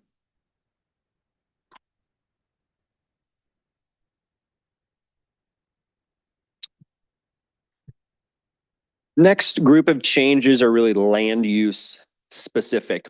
And one of the first notable ones is a state law requirement, and that is the requirement of allowing employee housing in residentially zoned properties. Employee housing, the state views it as no different than a single family use. There are specific standards in place for employee housing, but state law requires that those types of housing facilities be allowed in residential districts. So for compliance, we showed that in your tables and permitted it accordingly. What does that mean, employee housing? So employee housing is housing for employees, whether that be for agricultural workers, private housing. There is a cap to the number of employees that can be at that establishment. There are a series of performance standards for those, but the state has issued really a requirement that this is a way to address housing shortage. So if an employer would like to purchase a house and house employees So there. employers owning the facility and employees are living there. Correct. That's the part I missed because I figured everybody that was working was an employee somewhere and I couldn't figure out where the employee housing came in. Paycheck stub. Yeah, yeah, I understand. So the employer owns the house and It has could be an employees employer. living there. It could be the employer, it could be a private party, a third party. Okay. Thank you. Another land use that we took another pass at dividing up to allow further flexibility is the school land use. This is just an optional best practice, but it allows you further discretion and as to where you would like to see these particular land uses. So we've divided up what we used to just be called school into 3 categories. So we have a private, then we have a college and university, and then a technical and trade school, all of which have different needs, different capacities. And so breaking them up really allows that flexibility. Overall, we also took a look at all of the land use titles, or what we call land use classifications, and renamed them for both accuracy and inclusivity. So, for example, emergency shelters, not homeless shelters, residential care facilities, series of changes that we've gone through just to reflect modern contemporary language choices and to clarify the land uses. So that was done throughout the residential districts chapter. But again, some of these are really just an optional best practice, but is what we are recommending and what we do see a lot of other jurisdictions implementing. In addition to reviewing the the allowed land uses, we also looked at addressing and making any necessary revisions to your development standards for your residential zoning districts. And this is a combination of both best practice and out of general plan and housing element compliance.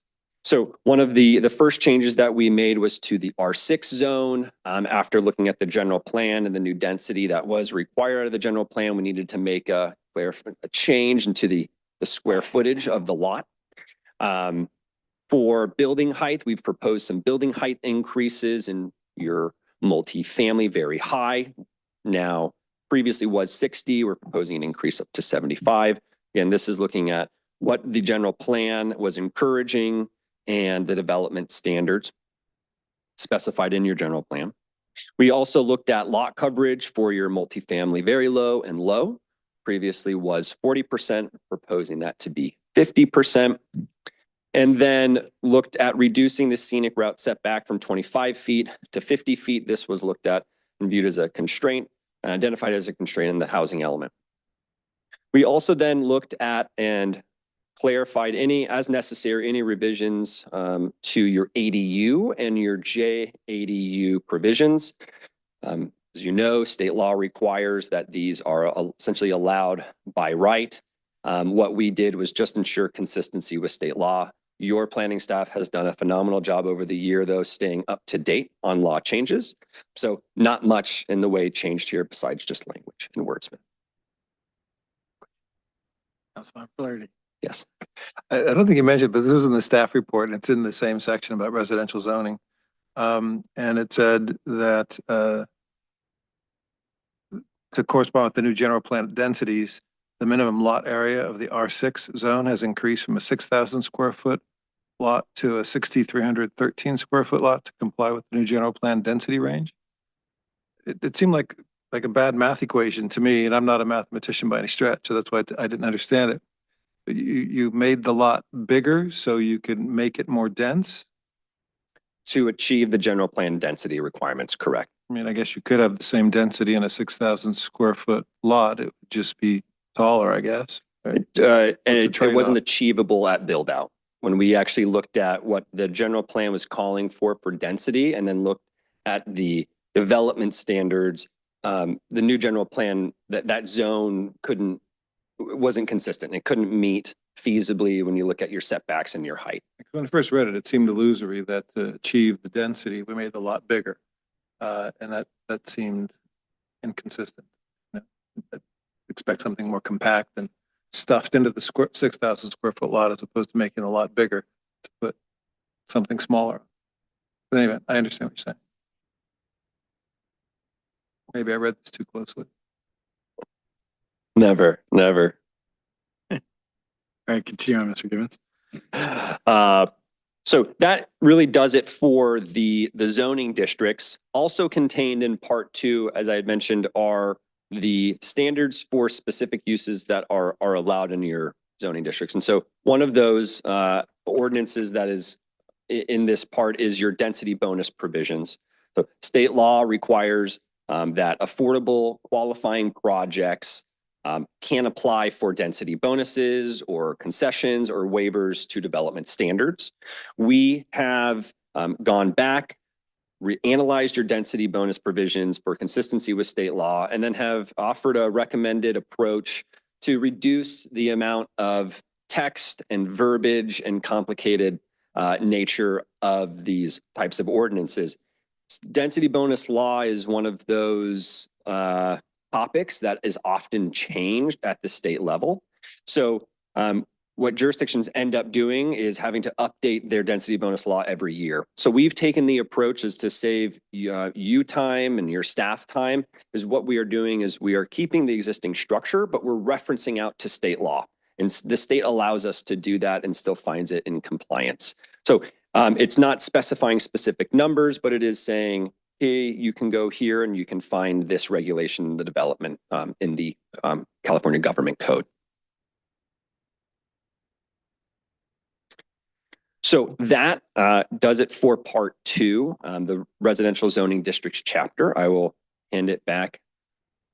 See if there are any questions that I can answer for clarification. Vice Mayor.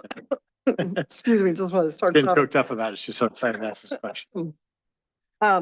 No, but I'm going back to Councilmember Flaherty's comments on which of these requirements we are changing because we agreed to change them through our housing element. I know that there were certain ones that we wouldn't necessarily have done, but we needed to do in order to comply. And I think it's important to really highlight which those are and which are changes that we've decided to make versus what we don't have a whole lot of choice about. So I think that's really important to do. I have a whole bunch of small questions, but I can go through those with Troy. It's just wording stuff here and there. What was the other piece I had?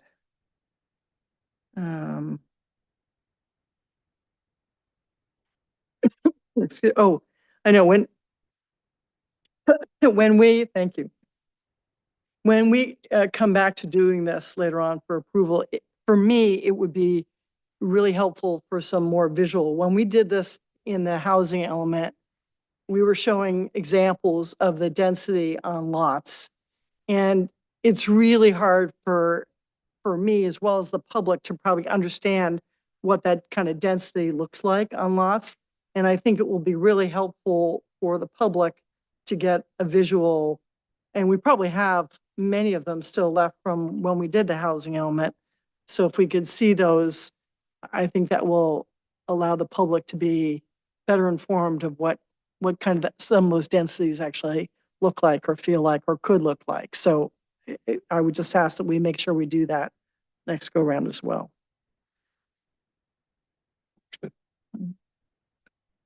Councilmember Flaherty, go ahead.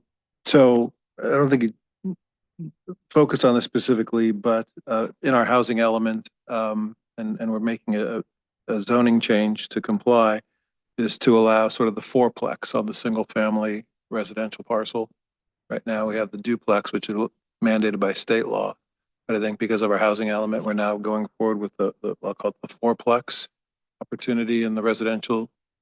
In the multifamily, but not in the single family zoning districts. I think the single family only has the SB 9, two dwellings in ADUs on a single lot, but not necessarily 4 primary dwellings. Right? Correct. That's in the multi. Councilmember Flaherty. It's reducing the multifamily development within the single family zone.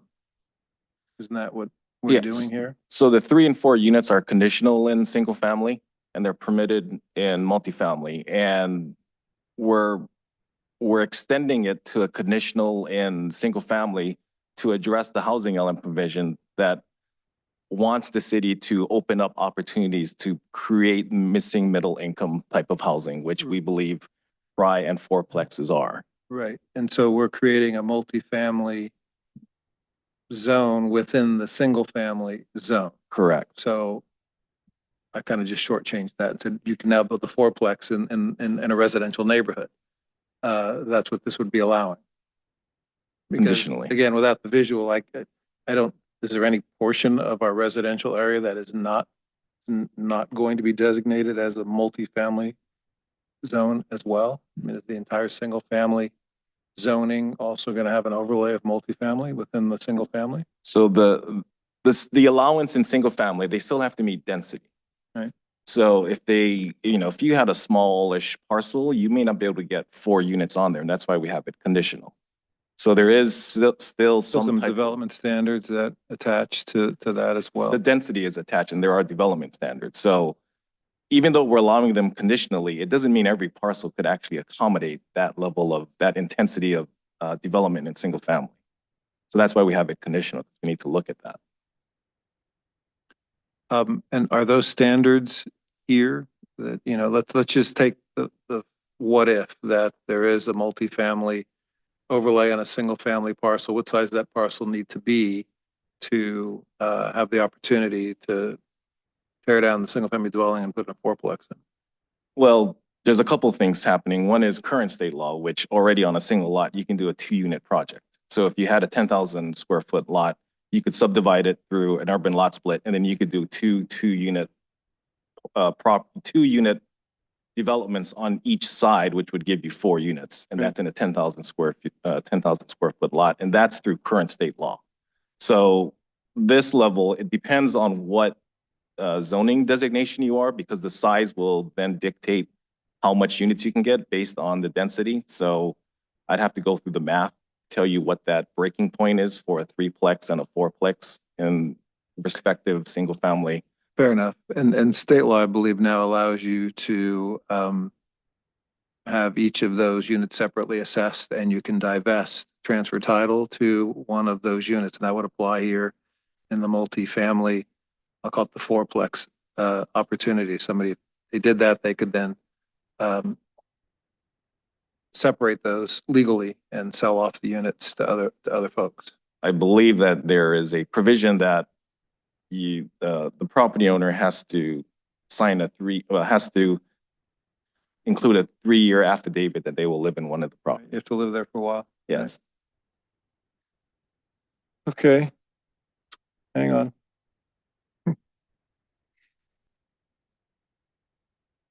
Emergency shelters. So I think under our current zoning, those are only allowed in light industrial, correct? And so the change here is emergency shelters are allowed in multifamily, in single family residential. Are we taking away the light industrial as an approved place for an emergency shelter as well? As part of this update? They're essentially permitted in, I think it's mixed use. And that Mixed use, is, very high density. yeah, and that's via state law. And it was via our housing element. To get our housing element certified, HCD wanted us to comply with a law that I believe takes effect in a year or 2, but they wanted us to comply earlier, which is we needed to make one of our zones that allows residential by right will also allow emergency shelters by right. And so that's why we picked the mixed use, which if it's an emergency shelter, we would like it to be in close proximity to services rather than have them isolated. So we picked a zone where we felt mixed use, where there would be a greater opportunity and proximity to services, whether that's transit, your daily shopping needs, or what have you. So that was in part some of it. I don't know if we took it out of LI, which currently is also permitted. With the new law, we could take it out because the new law wants us to put it in a residential by right. So we could take LI out as permitted and make it conditional, or just remove it. That's also could be to your discretion. Can we just make it additive? I mean, we could have both, right? You could have both. You could leave it. So did you get to mixed use districts? I don't want to get ahead of you. Was mixed use districts in, We're going to get there. We're Okay. right there. I'll wait. Wonderful. Any other questions on the residential districts chapter of part 2? Real quick. Just real quick, just to kind of make sure I'm understanding this chart right. When Councilmember Flaherty was talking about this and Troy, you were talking about conditional use. The U with use permit required, is that just a synonym phrase for conditional? Correct. Just be sure. Okay, Yes. thank you. Before we leave part 2, I do think it's worth the council, if you have any thoughts, this is where this section also includes the new park and recreation zoning district. So before we leave part 2, if there were any thoughts, there was a lot of discussion at our last planning commission study session. So I have a couple of slides for that as well. you do? Okay. Yeah. I didn't want to. Yeah, the two big questions were noise and parking primarily. And that doesn't get addressed even in the parking section, right? No, I mean, I don't want to, sorry, Michael, I'm absolutely. jumping ahead for you. And maybe when Mike, you want to wait till you get to it? I can jump there now. Well, since they're on that right now, why don't we absolutely. jump there? Sorry. So I'll let Hey, don't Michael look, no do sneak his peeks. overview and then we can discuss it further. Sorry, I'm going by parts and it's in part 2. Okay, so as mentioned, we are proposing the codification of 2 new zones. This comes out of, again, consistency with your general plan. Your general plan introduced a parks and an open space general plan land use designation. State law requires that you have a consistent zone. So we created those 2 zones. I'll start with just an overview of the Parks and Rec chapter. The real intent of this is, again, to designate any general plan designated parcel that is currently designated as park zoning. And that is really going to apply to all properties that are owned, leased, or operated by the Recreation and Parks District. And the intent here is to preserve those lands and to support the development of recreational facilities. So we've done that in a couple of different ways.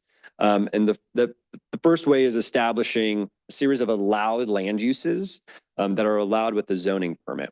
So the zoning permit, again, that is an application, the permit that's reviewed at the city staff level. All projects that would come in that are allowed would still have to comply with your subdivision regulations, CEQA compliance, building and grading. But they wouldn't have to go through a higher level of discretionary review as long as the land use being proposed was a new park facility or a park expansion or any alterations to an existing park site. Any deviations from the standards established in this zone would then trigger a discretionary review on behalf of the city. So the city, what we're proposing is essentially just a base set of standards. The Rec and Park District were to come in and propose a different use than what has been specified, they would have to go through a discretionary approval in which the city has discretion and could potentially say no. One of those reasons for that is all other land uses that we don't have listed as allowed with the land use permit are prohibited. So it's really just recreation-oriented land uses. And with that, we've also established a series of development standards. These standards reflect the zone, the single-family zones in which these parcels were or currently designated. Your Parks and Recreation parcels are designated single-family, so we've mirrored the development standards to provide at least a base level of development standards. Councilman Flaherty. So does that mean that any recreational use proposed would fall within the definition here of just a zoning permit is required? There's no discretionary review as long as it was a recreational use? So from the city's perspective, the city would receive or require a zoning permit. That development, that project would still have to go through the Recreation and Parks District discretionary process. So there is still a process by which projects can be heard. They are noticed about upcoming projects. But as far as the city is concerned, it wouldn't be an additional permit or additional step beyond kind of the process that the Recreation and Park Districts already has in place to approve projects. So we defer to the Rec and Park District to do sort of the public noticing and the public hearings. Correct, which is what they do currently. But the city also has its ability to review the development of the park properties and hold public hearings under our current setup, correct? Under the current setup, correct.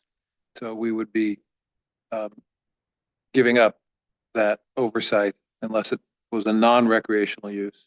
So long as it's recreational use on the zoned park and recreation district land, then we just defer to the Rec and Park District to do what they want.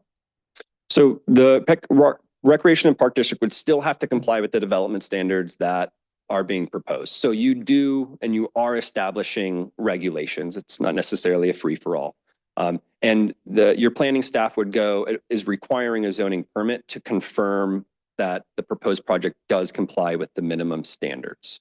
Standards are just building height. Building height, setback, lot coverage, and the allowed land uses. So those being the new park facility, park expansions, modifications to existing facilities.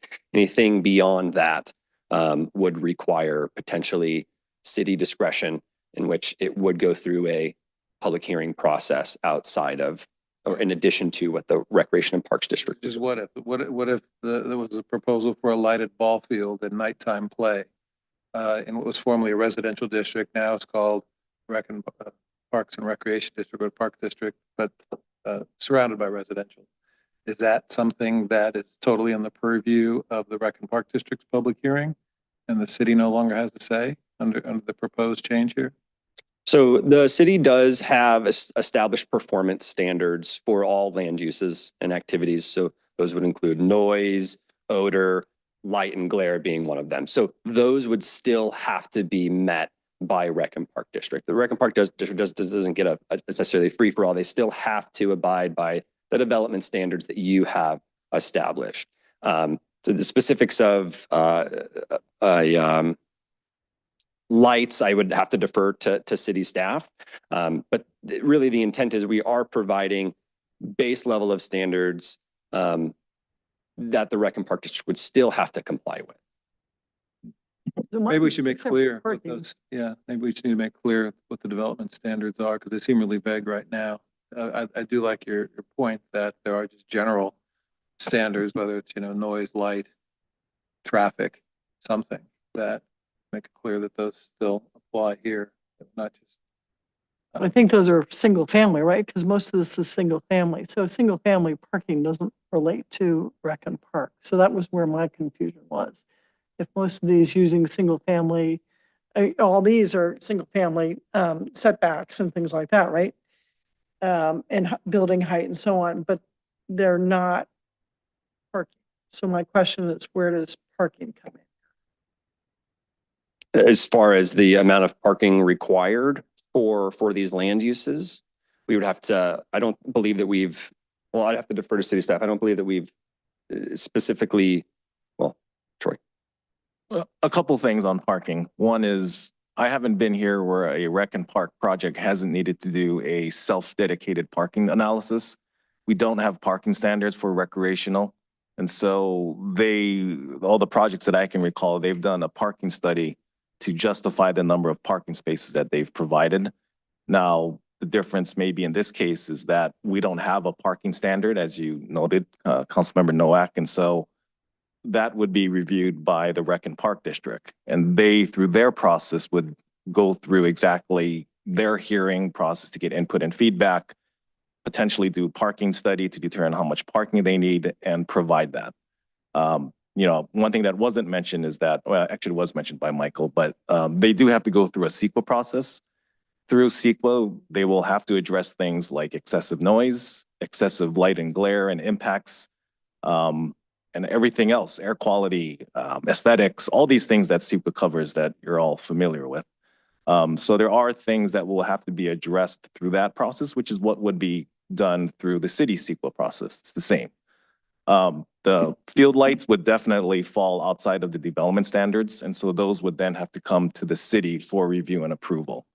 But I do agree that maybe, because we put building heights, but maybe we should put in to capture ball lights, accessory structure heights that could also not be exceeded to capture ball field lights. Thinking there's a bond measure, which I hope passes tomorrow, Measure S, that will give the Rec and Park District the significant ability to renovate and expand. And that's what causes me some concern that, I think the city would like to have some ability to weigh in on these projects with deference to the property owner, like we do to all property owners, but still making sure it conforms to the general, surroundings and aesthetics that we appreciate. And so that's, I think, why this particular section is relevant right now and causes me concern.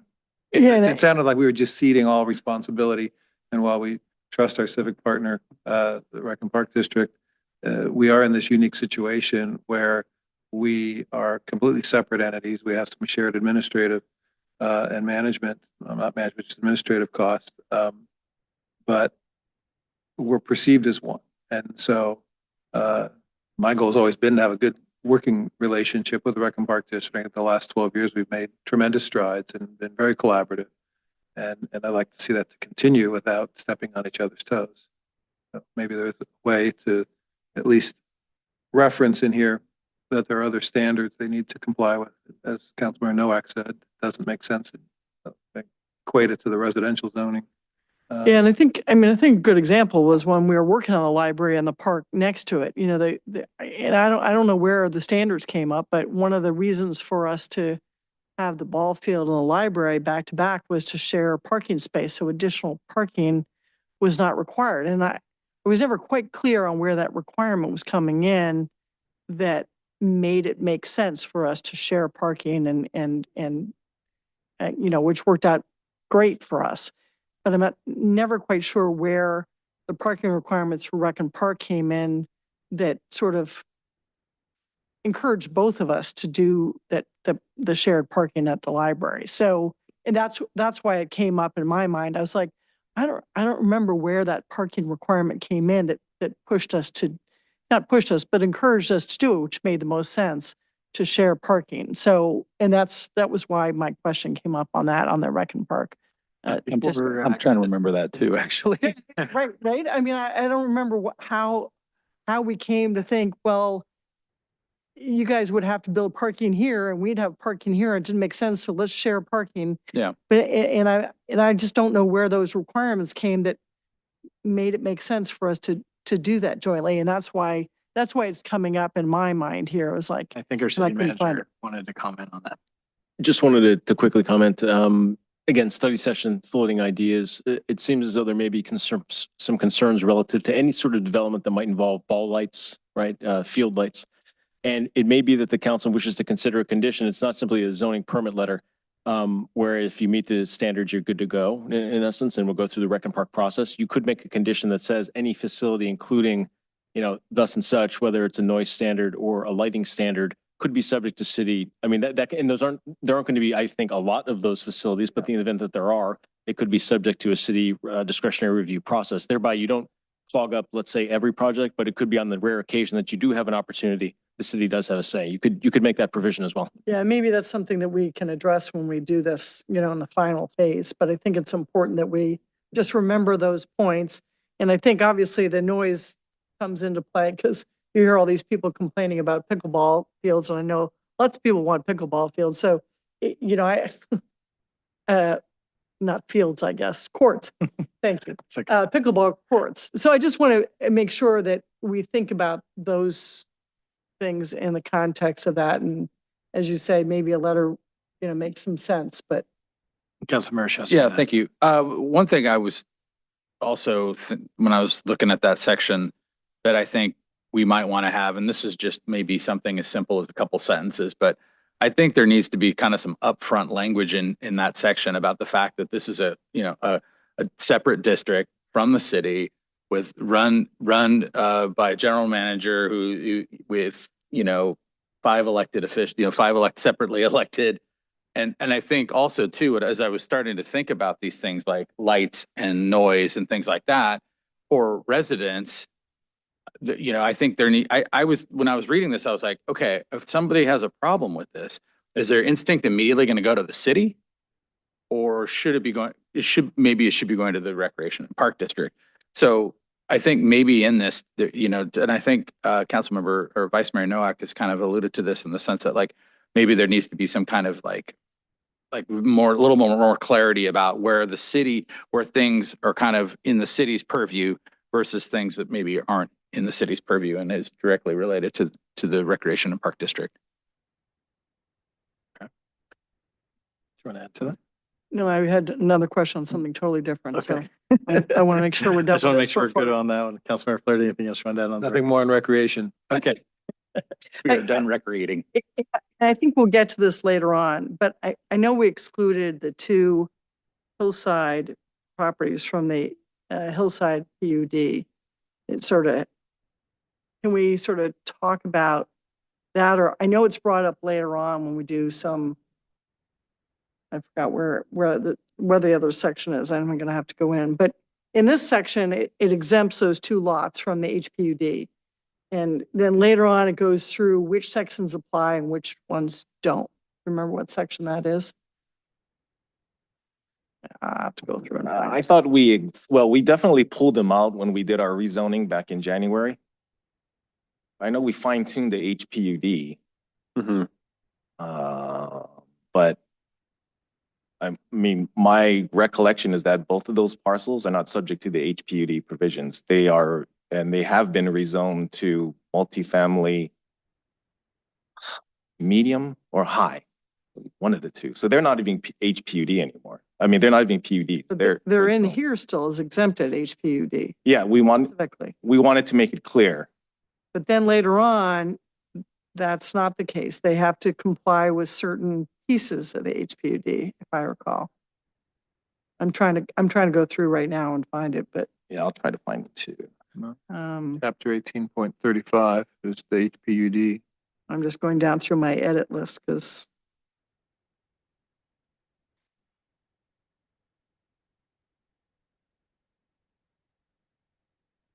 that didn't work.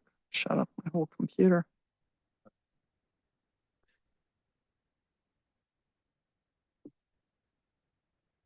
It says it has to comply with B, D, and E. That's all I remember. That's me going off some visual memories where those two lots were exempted from HPUD but had to comply with B, D, and E. You know where that is, Troy? I am looking right now. Thanks.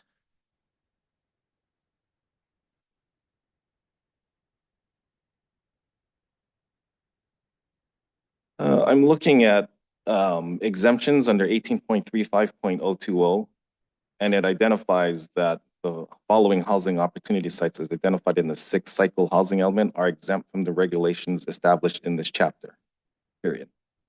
Yeah, but then there's one that says they have to comply with B, D, and E somewhere. Okay, let me look. I think Haley may have. Haley's got it? Haley's coming to the rescue.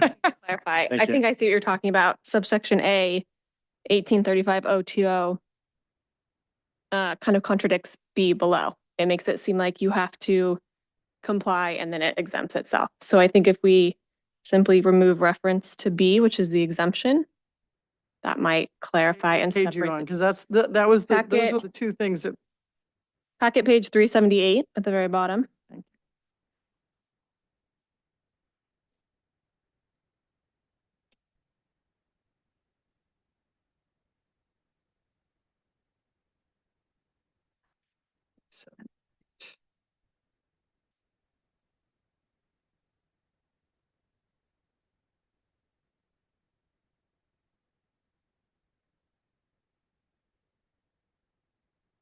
sorry, I can't You're fine. pages fast.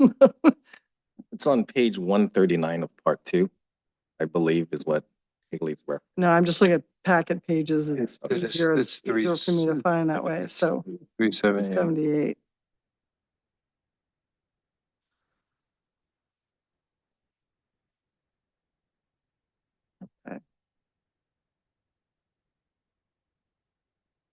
Yeah, it's under the HPUD.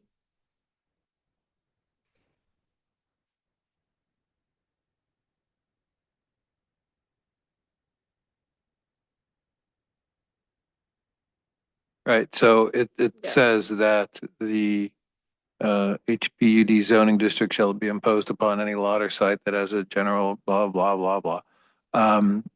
And other than, it shall be exempt from the requirements of this chapter, except for subsections B, D, and E Yeah. of section that's- 18.35.40. But then the next section says that the two parcels are exempt from the That's regulations where, established yeah, in this that's where chapter. that's what- so. Well, we if go you- back to the specific get- versus the general, which is one of the rules that were added. Yeah, that just, if we can. Worded clear. want it more Okay, clear. got it. I've made note of that. I know there was some things we had to do for the housing element. We included those because of the hillside, but it is confusing in here. Okay. So if we can get that cleared up, that would be helpful. Thanks. Now I've skipped on. Oh, that's still part 2. Hallelujah. All right. Don't break down. Didn't go way out of whack.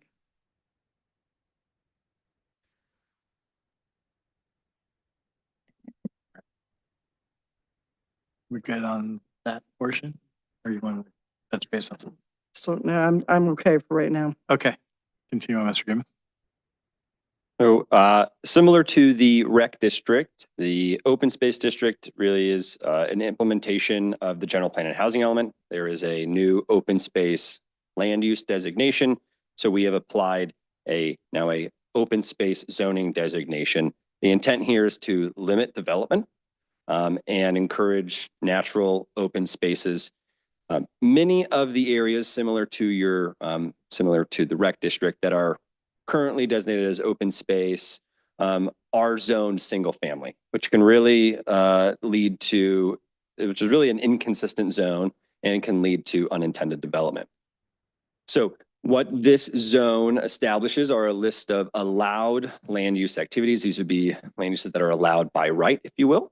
And these include habitat conservation, watershed protection, historical and cultural resources, and then any utility easements. Any other land use proposed would be prohibited. So why do we have setbacks? So for utility easements and for other structures that may come out of a cultural or historic resource preservation project, provides at least some guidance on development as opposed to not establishing any setbacks. But I would think that building height and lot coverage of 30% and 35 would be pretty excessive for something that we want to keep as open space. So that is what is existing today. Yeah, it's reflecting what your single family is today. But I still think that if we're changing this and we Sure. really want to have open space, a building height of 35 feet and lot coverage of 30% seems excessive for open space. And I think we ought to make it, those building standards ought to be a whole lot different than single family. I think they got to be really limited as far as buildings go. So I think we ought to relook at those. Especially since number 2 says maintain scenic views and open landscapes. Yeah. Yeah. That's where it didn't make a lot of sense to me. Sorry. And similar to the rec district, all projects would still have to comply with CEQA and obtain any subdivision approvals or if something were to be constructed, any sort of grading permits or building permits. As you've noted, we have a base set of proposed development standards. These mirror what is existing today as these properties are currently zoned as single family. As I had mentioned, all other land uses not listed would be prohibited. This is really an optional best practice, but we feel as if is implementing the intent of the general plan. So any questions on the open space zoning districts chapter? Do we have any right now? Do we have any open, sorry, Space Zone, this, areas? There's no zoning. The city has never had an open space zoning designation. But we do have general plan designated open space areas. So this may be related. So on occasion, there's dedicated park area or open space within a development that is dedicated to public use. So let's say up by CarMax, I think there's a dog park. I mean, does that fall under the recreation or open space use or neither? Neither. The Would that- dog park itself was built as part of the commercial development and the land use was never changed. Okay, so let's assume that project was coming to us today. Would we somehow separate it and zone it differently or keep it part of the commercial? For something like a dog park, I don't believe the city would change the zoning designation to open space or, I mean, certainly not Rec and Park unless Rec and Park owned it, but certainly not to open space. So the land behind, this is going to sound bizarre, but the land behind my house is open space, owned by Rec and Park, but open space. Interestingly, not designated as open space though. What's it designated? Single family residential. So would that fall within the new recreation title or would that become open space going forward?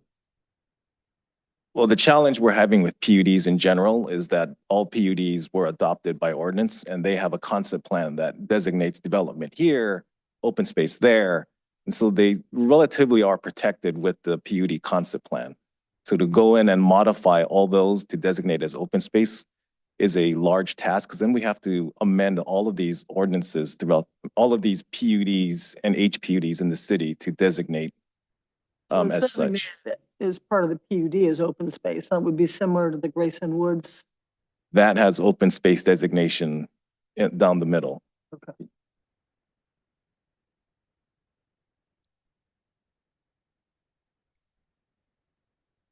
Michael, I'm sorry. Did I force you to jump around? I might have. Yes. You could go back. But I'm we can go sorry. back. If And I are won't there, say anything anymore about your order. Touting his organizational skill. I know. I feel bad for I'm Michael. flexible. We got this. Okay. Any other questions on the open space zoning district? Okay.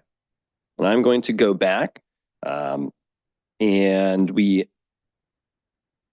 have not covered yet the changes to the mixed use zones.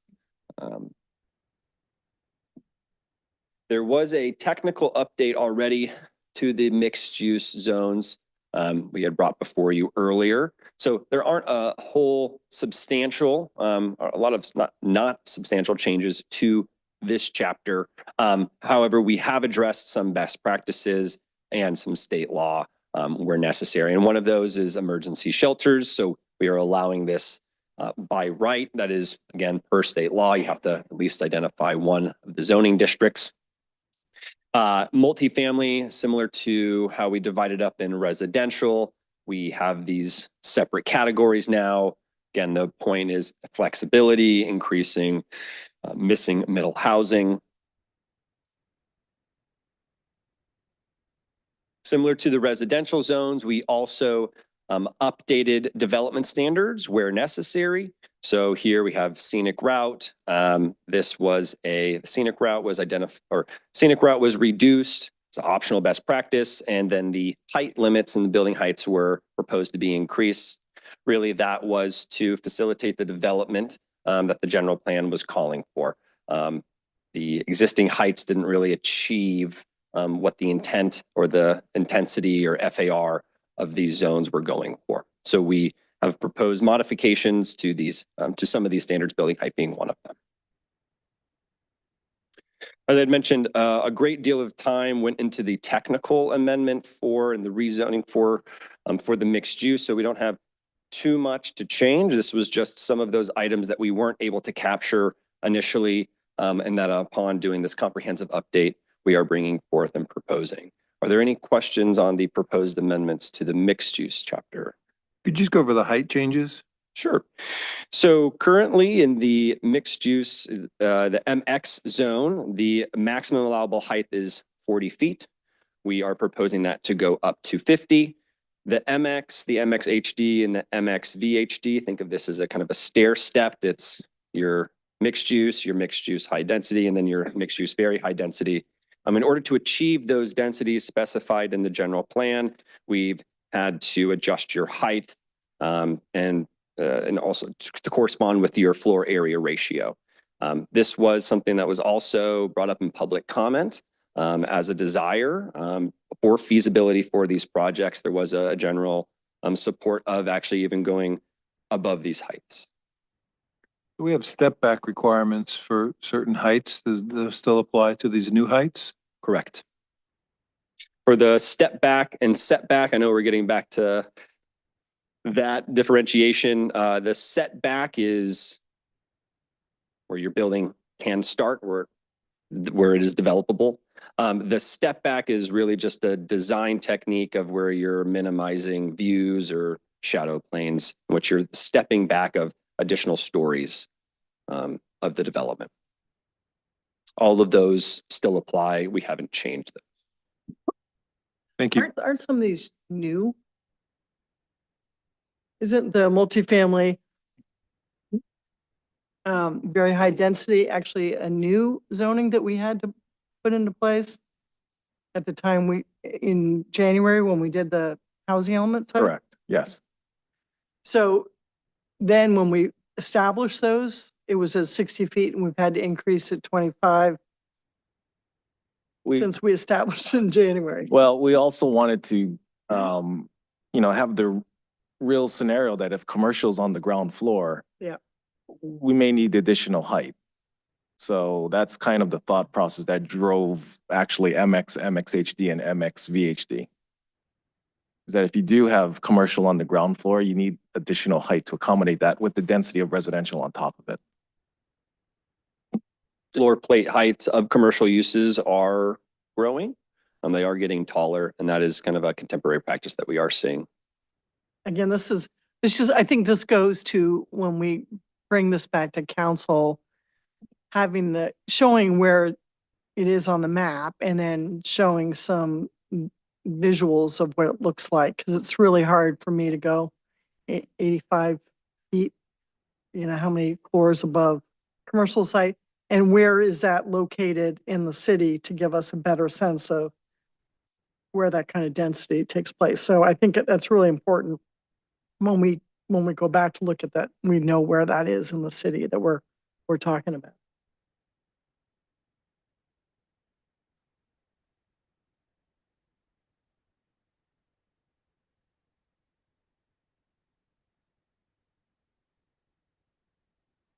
Are there any other questions on the mixed use districts chapter?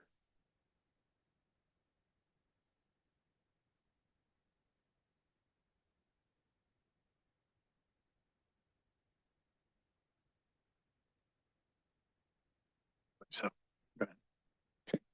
Hearing none, we'll move on to the commercial office and industrial zoning districts chapter. This is chapter 1825. In here, again, we have broken up this multifamily use into a multitude of uses. However, we have allowed multifamily with a use permit given certain circumstances. So it's not allowed by right, still has to go through a discretionary process, and there are specific standards in order to allow that. Should mention the state is also pushing very hard for residential to be allowed in commercial zones. There are new state laws that abandoned commercial, retail, or industrial establishments can go through a streamlined process for residential development. So we're kind of preempting that and planning for that in this update.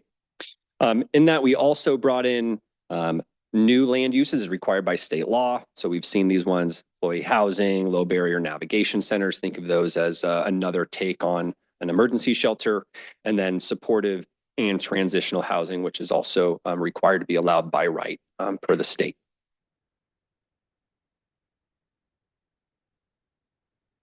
As far as development standard changes, not much changed. We're not proposing too many amendments. The one change that was identified, and this is one that we have kind of identified throughout all of the zoning districts, is a decrease in the scenic route setback from 50 feet to 25 feet. And that was identified as a constraint to development. So we're reducing that citywide as proposed.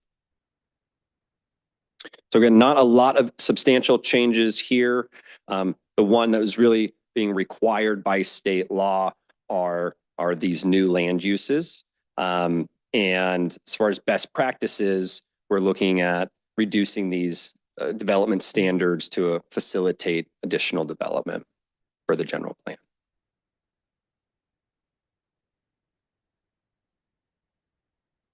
Are there any questions on the changes proposed to the commercial, office, and industrial chapter? Vice Mayor Nowak had a question. So they have, in the office building over 5,000 square feet shall include eating facilities for employees. My comment here is difference from mixed use. There's some difference between what we've done in the commercial space versus the mixed use space on requiring eating facilities for employees. I don't, maybe you just can check that if there's some differential there. I'm not sure why that would be, but I have a note. I must have been jotting this down as I was reading through it.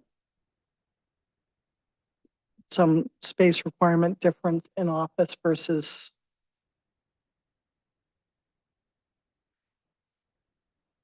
I should have written better notes, but I'm sorry, that's my note in here.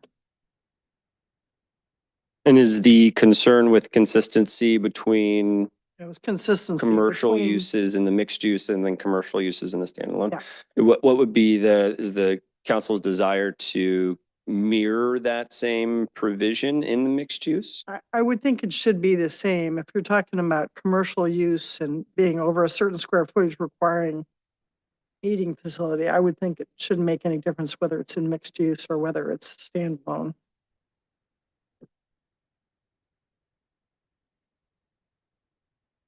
Thank you.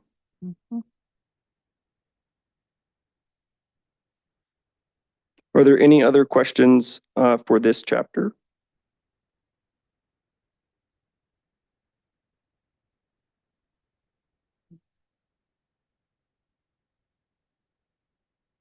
The next chapter, 1830, is the PUD, which is your planning and development, and then your PPD, precise plan. No substantial changes were made to these provisions besides just organization, some language consistency. We did clarify the applicability of the application requirements of when you can apply for a PUD and PPD, but no substantial changes to content were made, really just clarity and cross-referencing. Are there any questions on those changes?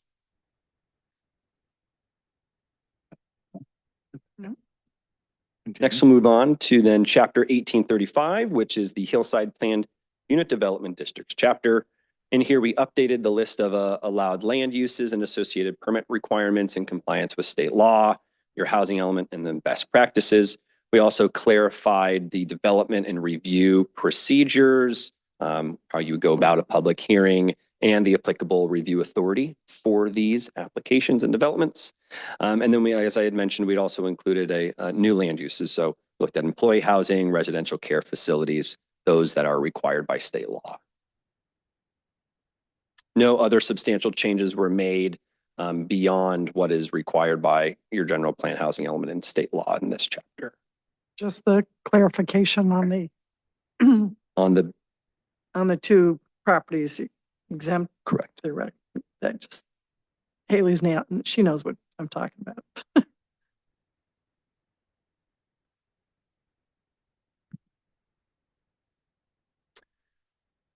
1840 is the overlay districts chapter. This just houses all of those overlay zones. So we have our base zoning districts, your overlays, provide further clarification, further regulations on top of your base zones.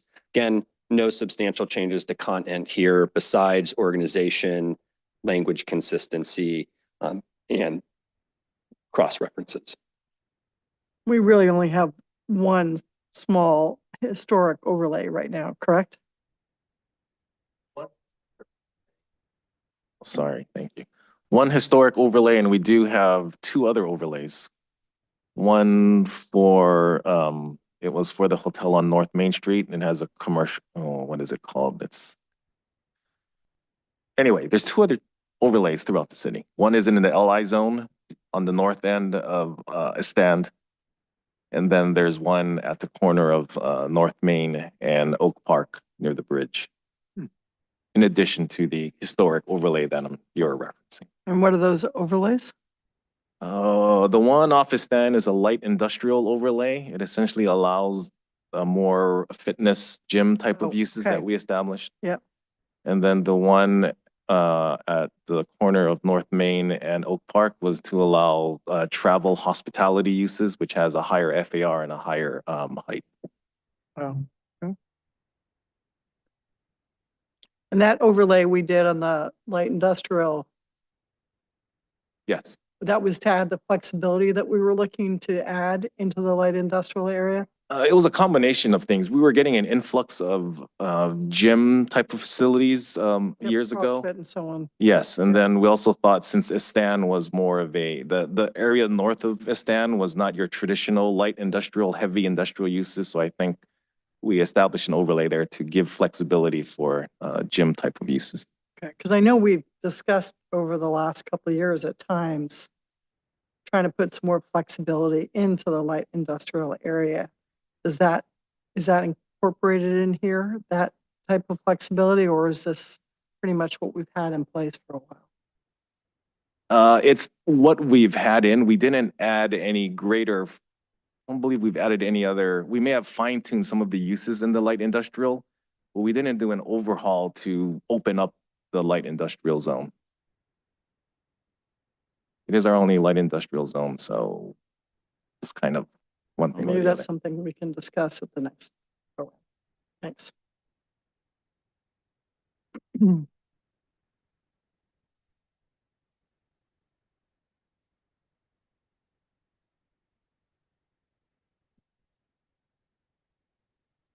Already gone through the Parks and Rec District chapter and open space. So congratulations, we have finished part 2. If we may, we've been rolling for about 2.5 hours. If we could take a brief 10-minute break for those who've been sitting for quite some time here. It's 9:30. We'll re-adjourn at 9:40. I thank you.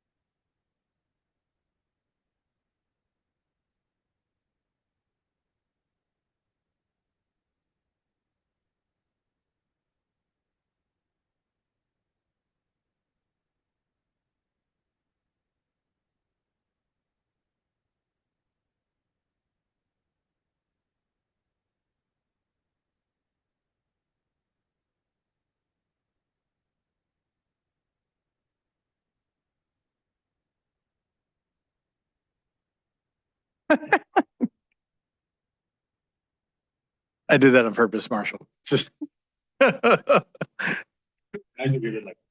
All right. We're all back and seated. And we just, to conclude, we finished with part 2, and now we're going to start with part 3 as we resume. Add me at to conclude. All right, Mr. Gibbons, take it away with part 3. Wonderful, thank you. So part 3 contains all of those regulations that are applicable to all zones. So citywide. So in here we have accessory structures, parking, signs. Some of the amendments that we've included in this part, one of them is updating and clarifying the adult business separation standards from sensitive land uses, daycares, preschools. That is an optional best practice that we've incorporated. We've also refined the creek setback provisions to remove duplicative provisions and clearly establish the various roles, the review authorities, whether that's the city engineer or zoning administrator. That, again, optional best practice. Councilmember Flaherty. We didn't have any location restrictions for adult use in the current ordinance. I thought we did. There certainly was. There was a distinction, though, between residential zones and residential general plan designations, and then just uses.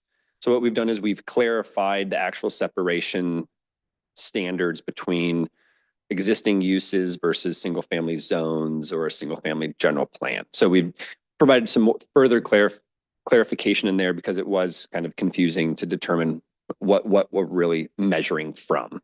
What's the separation from? And I'm told, I think by Ethan Benedict, we only have one adult use property in the city. Would this change have any effect on its location or current operations? It should not, no. Thank you.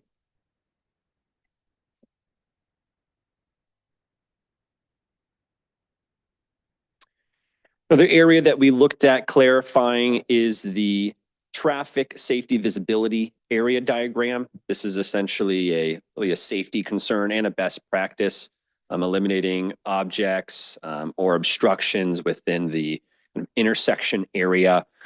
So we've provided further clarification as to where that area is, how you measure it, the types of objects that can be placed in there, certain height limits. And then we've also brought in that requirement for alleys, driveways, and right-of-way easements. Again, trying to ensure public safety as you have vehicles and pedestrians coming towards an intersection, make sure things are viewable and people aren't obstructed. Through here, we've also updated some of these diagrams to help clarify some of these concepts. This is one of those areas where we felt a diagram would be very useful. Additional area that we looked at and refined was the fence and wall standards for your various lots. So here, again, this is really an optional best practice, but here we thought it would be beneficial to bring in a new diagram, help clarify this further, as this often led to some confusion. As far as state law consistency changes in this part, there are a multitude. Starting with exempting streamlined affordable housing projects from the applicable parking regulations and standards. And we also addressed EV parking spaces and bicycle parking spaces per CalGreen and the building code. So now we have direct references to those activities directly linking to the applicable California Government Code section. One area that the council and planning commission really tasked us with before this project started, I think it was actually when we were doing the housing element rezones, was looking at parking. And we had initially proposed a parking decrease when we brought the mixed use standards before you initially. And you had tasked planning staff and our team to take a more holistic view up to these changes. So what we've done in consultation with your staff is we've researched neighboring jurisdictions that are similar. And we've also taken a dive into the ITE data to look at standard best practices for parking. We've come up with a kind of summary data table. Here you can just see a snippet of that where we've looked at some of those other surrounding jurisdictions and their parking requirements to see how Pleasant Hill lined up. I have a question. Councilmember Flaherty. Given the fractional quantification of the parking space, if there's an odd number of units at the end of the day, do you round up the nearest whole for parking space requirements? Yes.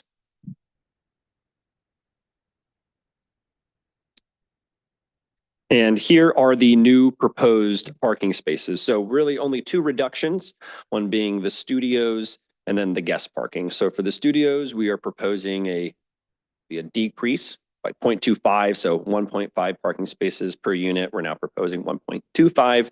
And then for guest parking, it's more of a larger change. So it's 1 per 4 units as opposed to 1 per 2. And that really lines up with our research, ITE data, and local jurisdictions and best practices. Are there any questions on the proposed amendments to Part 3? See, none? Moving right along to Part 4, this is the section of the ordinance that houses the permit processing procedures. So it establishes your various permits, how one would go about applying for them, the applicable review authority. What we did here was we helped refine the necessary findings for architectural review permits. Currently, findings were sometimes buried in other sections, and what we've done is we've tried to just separate those out into a standalone section. Helps both your staff, planning commission, and yourself go and review projects for consistency. We also updated the application and submittal requirements for development plans and added some additional language clarifying the zoning administrator's role and their ability to ask for additional materials to deem a project or application complete in order for it to be processed. For the housing element in the general plan, we also updated the reasonable accommodation provisions. Reasonable accommodation provisions is essentially a procedure that someone can go to apply for a waiver and development standards for a physical mental disability. And so there are processes set up in place. There were some items that were addressed in the housing element as constraints, so we have removed those. We also looked at, again, the permit processing procedures and submittal requirements for some of your required sign permits, so your master sign program and your sign permits. And then we also updated the purpose and applicability statements and clarified when a particular use would be allowed by a use permit versus a minor use permit, just to provide some further clarity there. Are there any questions of the proposed amendments of Part 4? Councilmember Flaherty. On signs, were there any substantive changes to the regulations on amount, size of sign, particularly in the temporary sign? No substantive changes to the sign district, to the sign provisions. Thank you. Questions? No? Okay, carry on. Part 5, again, this is the zoning ordinance administration. So in here, we specify right to appeals, public hearing procedures. One of the larger proposed amendments in this section is the how many times an appeal can be heard. So currently, there is no limit on an appeal. So essentially, if something were to go, the zoning administrator were to make a decision that could be appealed to the planning commission, that planning commission decision could then be appealed to the city council. What we're proposing is to limit an appeal to 1, so it would just go to one authority. So in this case, if the zoning administrator decision were to be appealed, it would end at the planning commission level. However, we are specifying that there is no limits to the call for review, and call for review is essentially the council's discretion to call up an act or to call up an item to be heard. So the council still has the ability to, based on public input, outcry, to still hear and review a project if it so desires. Councilmember Flaherty. I think we have the same. So, you know, we used to have a process where architectural review appealed up to us and planning commission appealed up to city council. And then we changed it and had architectural review appeal up to planning. This is just my opinion, but I feel like it's the public's right to appeal up to their elected body, which is city council, not to planning commission. And so I realize that might be a little bit more work for staff, but I would still prefer to have the ability for anybody to appeal it up to city council, rather than having to call us and bug us and say, can you call it up? Can you call it up? I got enough phone calls. I would, yeah, I think that's a better process. And, you know, I realize there's also some cost involved there. And maybe if it's a two-step, if they've appealed it to planning and then are appealing it up, maybe we have to look at what the fee is for that. But I think it's important that anybody be able to appeal it up to their elected body. My question was, what was the rationale for eliminating the appeal to the elected body? So streamlining, projects can get very much held up in the appeals process, which drags on, adds time, adds money. So the idea here is that we are still allowing a formal process for a project to be appealed. And there is now still the process by which the council has the discretion to call it for review. But really it was to save time and money for projects that might be held up in that process. But if an applicant wanted to appeal and didn't have the right to appeal beyond planning commission, the remedy then would be to go to the Superior Court and file a lawsuit to seek review of the administrative action? I'll defer to city attorney. Yes. Welcome, Janet. Hello. Yes, and that's always been my hesitancy here, because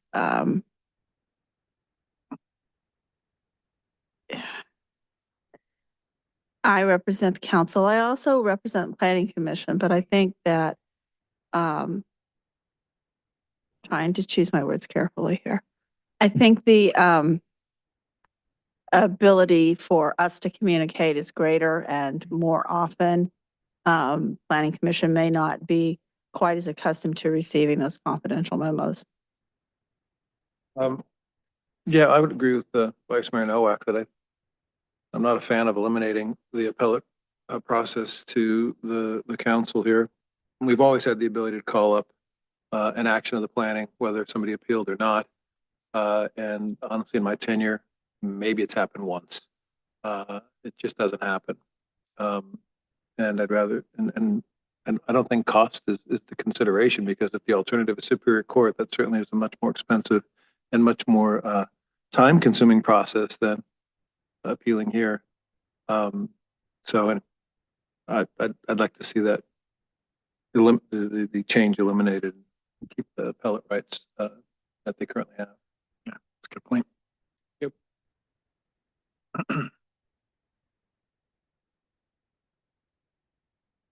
What would we do if we didn't have appeals from the planning commission? I mean, seriously, half of our agendas used to be appeals from the planning commission.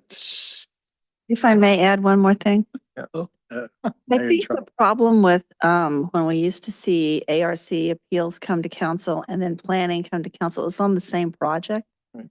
And At it was different hard times. to differentiate between the where are the jurisdictional boundaries here of ARC versus planning.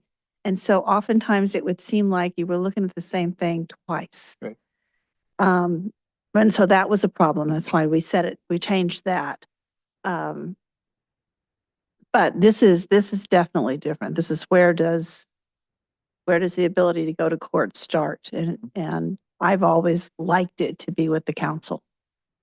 But I do understand the streamlining, and I understand some places do have their appeals go directly to Superior Court from Planning Commission. I don't necessarily think that's the best idea. Well, I just think that the two bodies are different. I mean, we're looking at the same set of regulations, but one that's at the council, we have a lot more equitable considerations to consider in reaching a decision that may be different from the planning commission, which may have been the correct decision at the planning commission, but when it gets to the council and looking at all the vagaries and issues that council sometimes reaches a different conclusion or has the ability to negotiate. a resolution that wasn't possible at the planning commission. So anyway, I don't want to prolong the discussion. Good discussion. In regards to your development agreement provisions, we also did some minor modifications there. We added a clarifying statement as to really what is the purpose and intent of a development agreement, just to provide some clarity for the general public potentially looking to apply for a development agreement. We also clarified and established submittal requirements and clarified procedures. And we created a new section. Again, I had mentioned we had located the findings that were kind of buried throughout in some cases of these ordinances, and we created a standalone section, ease of reference. But other than that, no substantial changes. The same can be said for your non-conforming provisions. We didn't have any substantial changes, but we did provide a purpose and intent statement, again, just to provide some clarity for the public and to really help set the foundation for the provisions in that chapter. Are there any questions for the proposed amendments in Part 5? Part 6 contains the general zoning ordinance definitions and then the land use classification definition. So Part 6 is broken up into 2 chapters. It starts with what we feel are going to be those land or those terms that are going to be most frequently referenced, and those would be your land uses. So that's organized, and then it's followed by just the general terms that you could find throughout the zoning ordinance. Here's kind of an example of where we've added new definitions, why we've added new definitions ranges. Sometimes it was required out of state law, other times it was general plan and housing element, and in some cases it was just best practice based on the changes that we made to the titles of some of your land uses. So some new definitions include places of assembly. That was a land use that we created and grouped some other land uses in. We also have your multifamily residential, which lays out the 4 typologies that we've specified in your development standards table as well.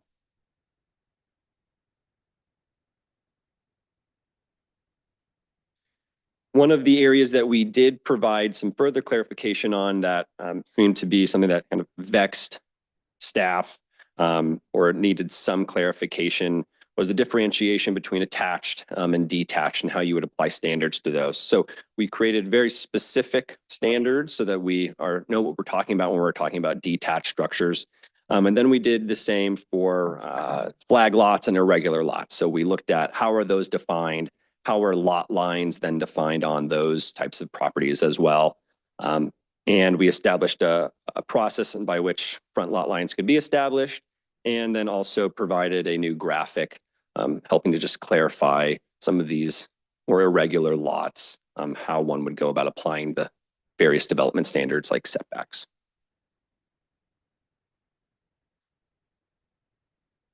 Other than that, no other major substantial changes to Part 6. Are there any other questions for those proposed amendments?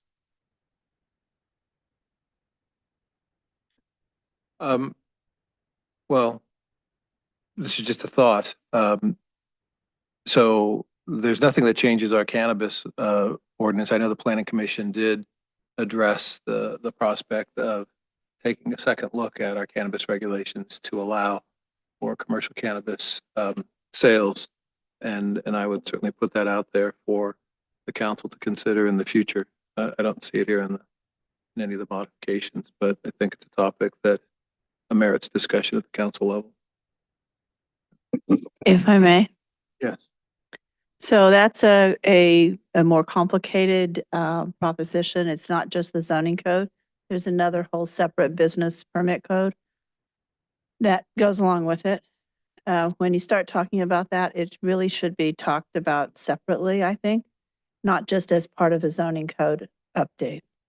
This was just a trigger. I'll take your advice and suggest council consider a discussion of it at the appropriate time with the appropriate scope. Okay, thank you. So that concludes the overview of the key changes and proposed amendments to the zoning ordinance. But I'd like to do now is just briefly go over the next steps. what you can expect from us as this year closes out and we move on into next year. So at the conclusion of this evening, we will meet back with your planning staff. We will compile all of our notes, and we will produce a public review draft. That public review draft will then be floated out to the public through the necessary procedures. We will then prepare the CEQA analysis. And then as I had mentioned, in early 2025, we'll have our CEQA analysis done, and we'll have the public review draft out, and we can initiate our adoption hearings. So with that, that concludes my presentation. I will hand it back to the mayor to facilitate the rest of the discussion and to provide us additional feedback for consideration. All right. Do you have any questions before public comment at this time? Councilmember Chess. Could you talk just a little bit about what you mean adoption hearing? You could kind of just clarify what how many of those there'll be, that kind of thing.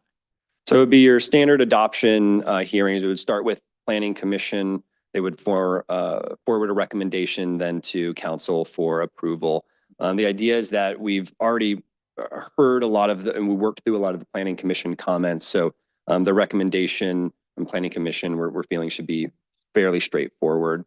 But it would be just your necessary or your typical adoption hearings and procedures, in which it would still be out for public review. Residents would have the opportunity to join meetings like this, offer public input, submit public comment. Vice Mayor. I just want to make sure that when we do bring these back, that one, we have the map, two, we have the photographs, three, we sort of identify, I think what Councilmember Flair and I both indicated as requirements for the housing element versus other changes versus wordsmithing, so we can better go through those. So it's just more of a how we're going to present that next time. And if it's a lot, breaking it up rather than having 1,200 pages on our package would be helpful. Noted. All right. I just want to thank staff and thank you, Michael, for your presentation. And thank you for your patience with me and perhaps others. And me. And Well, hang tight. Don't go too far. We're going to open up public comment here and we'll bring you back up if we have follow-up questions. Thank you very much. I believe we have cards coming. I'll read our disclaimers here as we go through.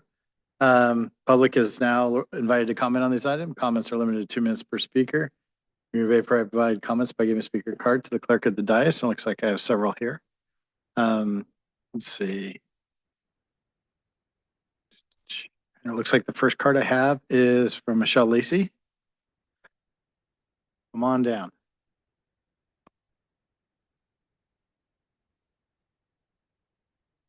Good evening. Welcome. Thank you. Good evening, Mr. Mayor, esteemed council members. As Mayor Wren mentioned, I'm Michelle Lacey. I'm the general manager of the Pleasant Hill Recreation and Park District.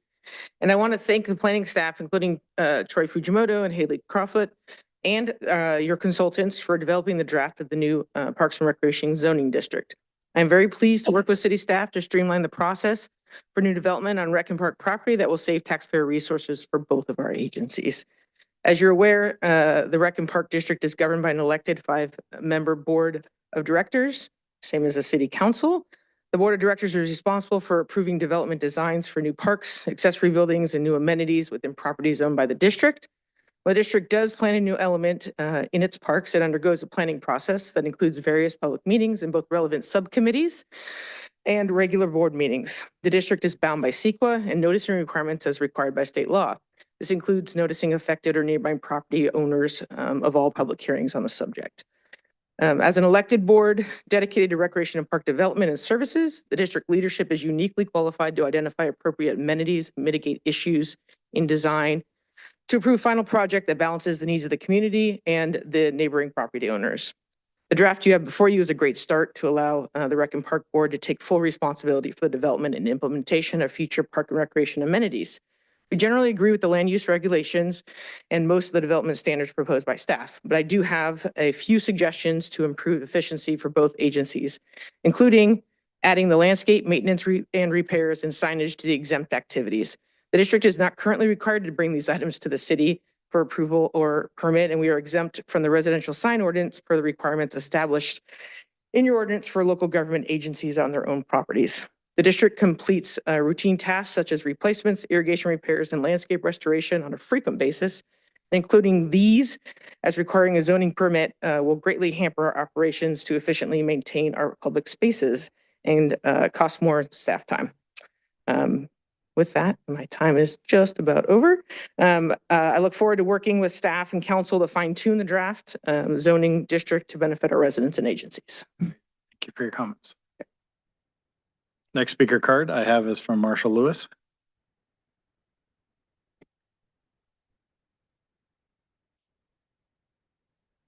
Hello, Evening. first, Welcome. yes, hello. First, I'd like to thank everybody for all of the Herculean effort that has gone into this. There's a lot of wonderful stuff here. I'd also just like to share the perspective that I've gained over the last couple of months, having walked almost every inch of northern Pleasant Hill and talked to hundreds of residents. This is one of the biggest issues that I have heard people talking about. Specifically, I've had a lot of very good conversations with people about allowing duplexes, triplexes, and fourplexes throughout the single-family zoned areas. This is something where a lot of the residents that I've spoken with are very strongly in support. And so touching on what Troy had mentioned, where not necessarily every lot is going to be able to accommodate a duplex or a triplex or what have you, one thing that I personally would like to see would be some accommodations, trying to make sure that our standards are set up so that as many lots as possible can accommodate those housing morphologies.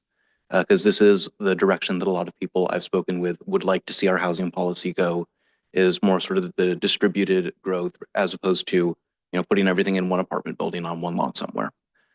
Also, with regards to Mangini Delu, I would like to just echo council's comments on how it's probably better to have everything in a master plan rather than splitting it in half at this stage. Thank you. Mr. Lewis. Next speaker card I have is Will Nelson.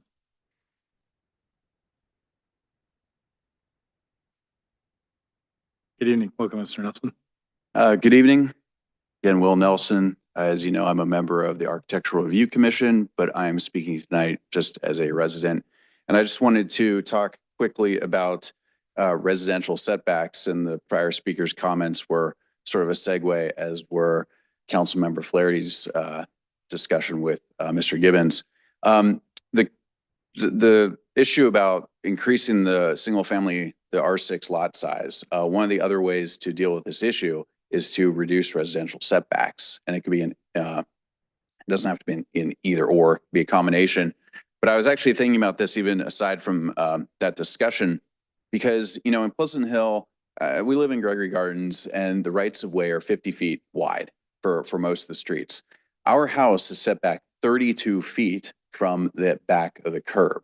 And so, but the setback requirement is 20 feet. So when someone looks at our home or other homes in our street, they see a 30+ foot setback. We actually did an addition several years ago and brought the house forward. We were more than 32 feet back.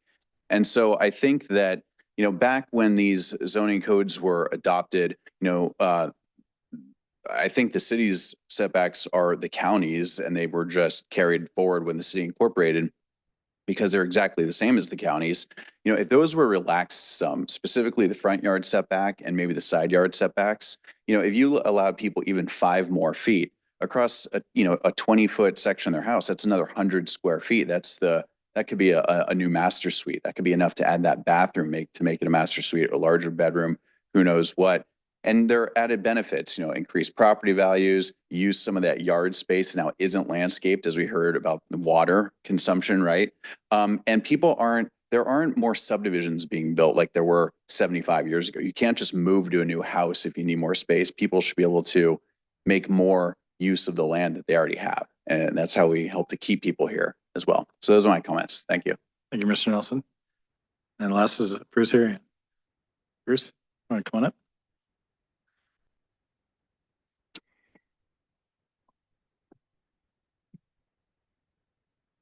Good evening. Welcome. Yeah, I'd like to commend council on the reading 1,200 pages. The thoughtful questions. 2 items I wanted to cover. One, I'm happy to hear the call for one zoning district on Mangini Delu, and the comment that there can be no development before the master plan is completed. Since you have been involved in the general planning process, you're aware of residents' concerns around parking and traffic circulation, safe access and egress for vehicles and pedestrians and creek preservation. Those are things that can only be done on a consolidated basis. And I'm glad to hear the intent that it be a comprehensive plan. And I think it would be, make it the intent clear if the words comprehensive and site-wide were used to describe the master plan. The other item I wanted to talk about is the Rec and Park District. Been a call to essentially reduce the amount of permitting required. A good argument already given tonight on why that should be done.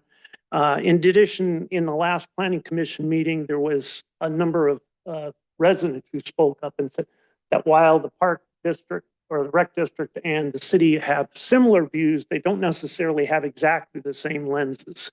And the view that the city would take and the view that the rec and park would take might not be the same. And given good arguments on both sides, why wouldn't you choose both? And so we'd already made the recommendation that you have a joint review session between the planning commission and Rec and Park. I would think 99.9% of the time, they're going to come up with a good solution. And so that's what I would recommend. And I would like to hear some discussion from the city council on, is that a possibility? Thanks very much. Thank you. Also, thank you for your emails too. They're very thoughtful and appreciate the ones you send us. The next speaker card I have is Andre Blinsky.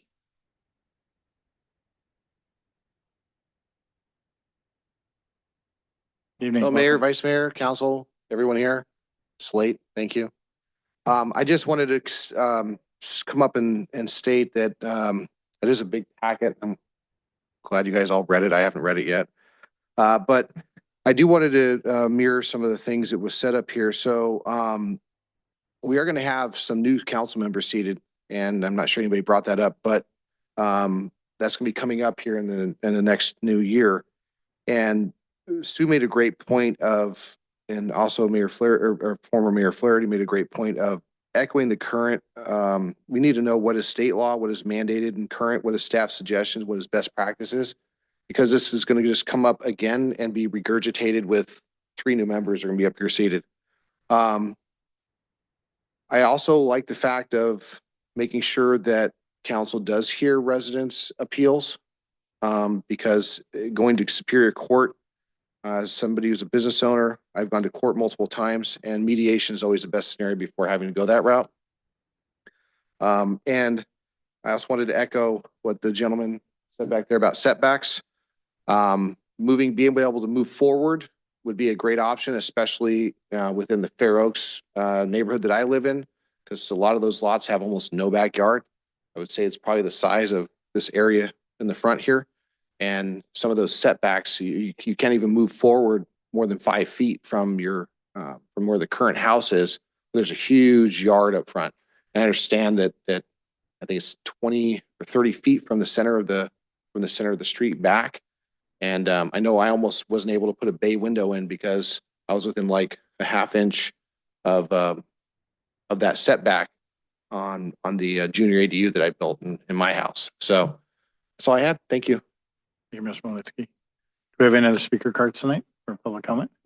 No additional speaker cards. Okay, just want to acknowledge we also received written correspondence prior to the meeting from Kathleen Andrews, Elizabeth Aruda, Travis Brooks, Marianne and Robert Perini, Annette Jalinas, and Bruce also as well. Kevin Kennedy, Edith McDougall, Shireen Mordajemi, Jack Prosek, and John and Renee Walter. Did I get all the names and the correspondences correct that we got? Thank you for taking the time to email those, and those will all be entered into the discussion as well. I'll bring it back to the dais for further discussion. I have conflicting things on my my notes versus the agenda. This is just a study item, so there's not an action item at this point where we don't really necessarily need a motion. It's just feedback to staff to continue the process, so there's no motion or anything like that action at this time. So is staff, I'm sorry, Councilmember Flaherty, that additional. You're asking for more You conversation? know what? Let's do it. Yeah, let's. No, after listening to public comment, I think that there were a couple of items that I think merit discussion at the council level, at the next study session, whenever that might be. And primarily, Mr. Nelson's comments about taking a look at our setback requirements as it relates to the ability to provide a higher density or I think that something that merits a discussion and get some staff input on that. Also like Mr. Arian's suggestion that we incorporate the words comprehensive and site-wide with master plan in our zoning as well, as it relates to the Mangini Delu property. And, as to the Rec and Park, I don't think a joint public hearing actually makes a lot of sense to me. It just, there are different, if it was your word or somebody else's, different lenses that the two bodies would be looking at it for in compliance for different regulations, I think. And so I think the way I understood that this is falling into place is that there is still some city oversight. And there is a public hearing that would be moderated by the Rec and Park District and its elected officials and an opportunity for public input. But I still think that, unless there's some deviation, because even right now, I mean, if they just change the recreation opportunities, it really isn't something that city weighs in on right now. It's fully within the ability of the Rec and Park to put on a tennis court if it wants. And so I just don't see, unless they're building something, and I think that's where we still have our oversight, if they're going to do structures and the like. If they're going to tear down their headquarters and build a new facility, I don't think that's going to be solely in their purview. We'll have an opportunity to weigh in on that. But as it relates to just the recreational programming that the Rec and Park District does, I don't see why the city needs to be involved in that. So. Good comments.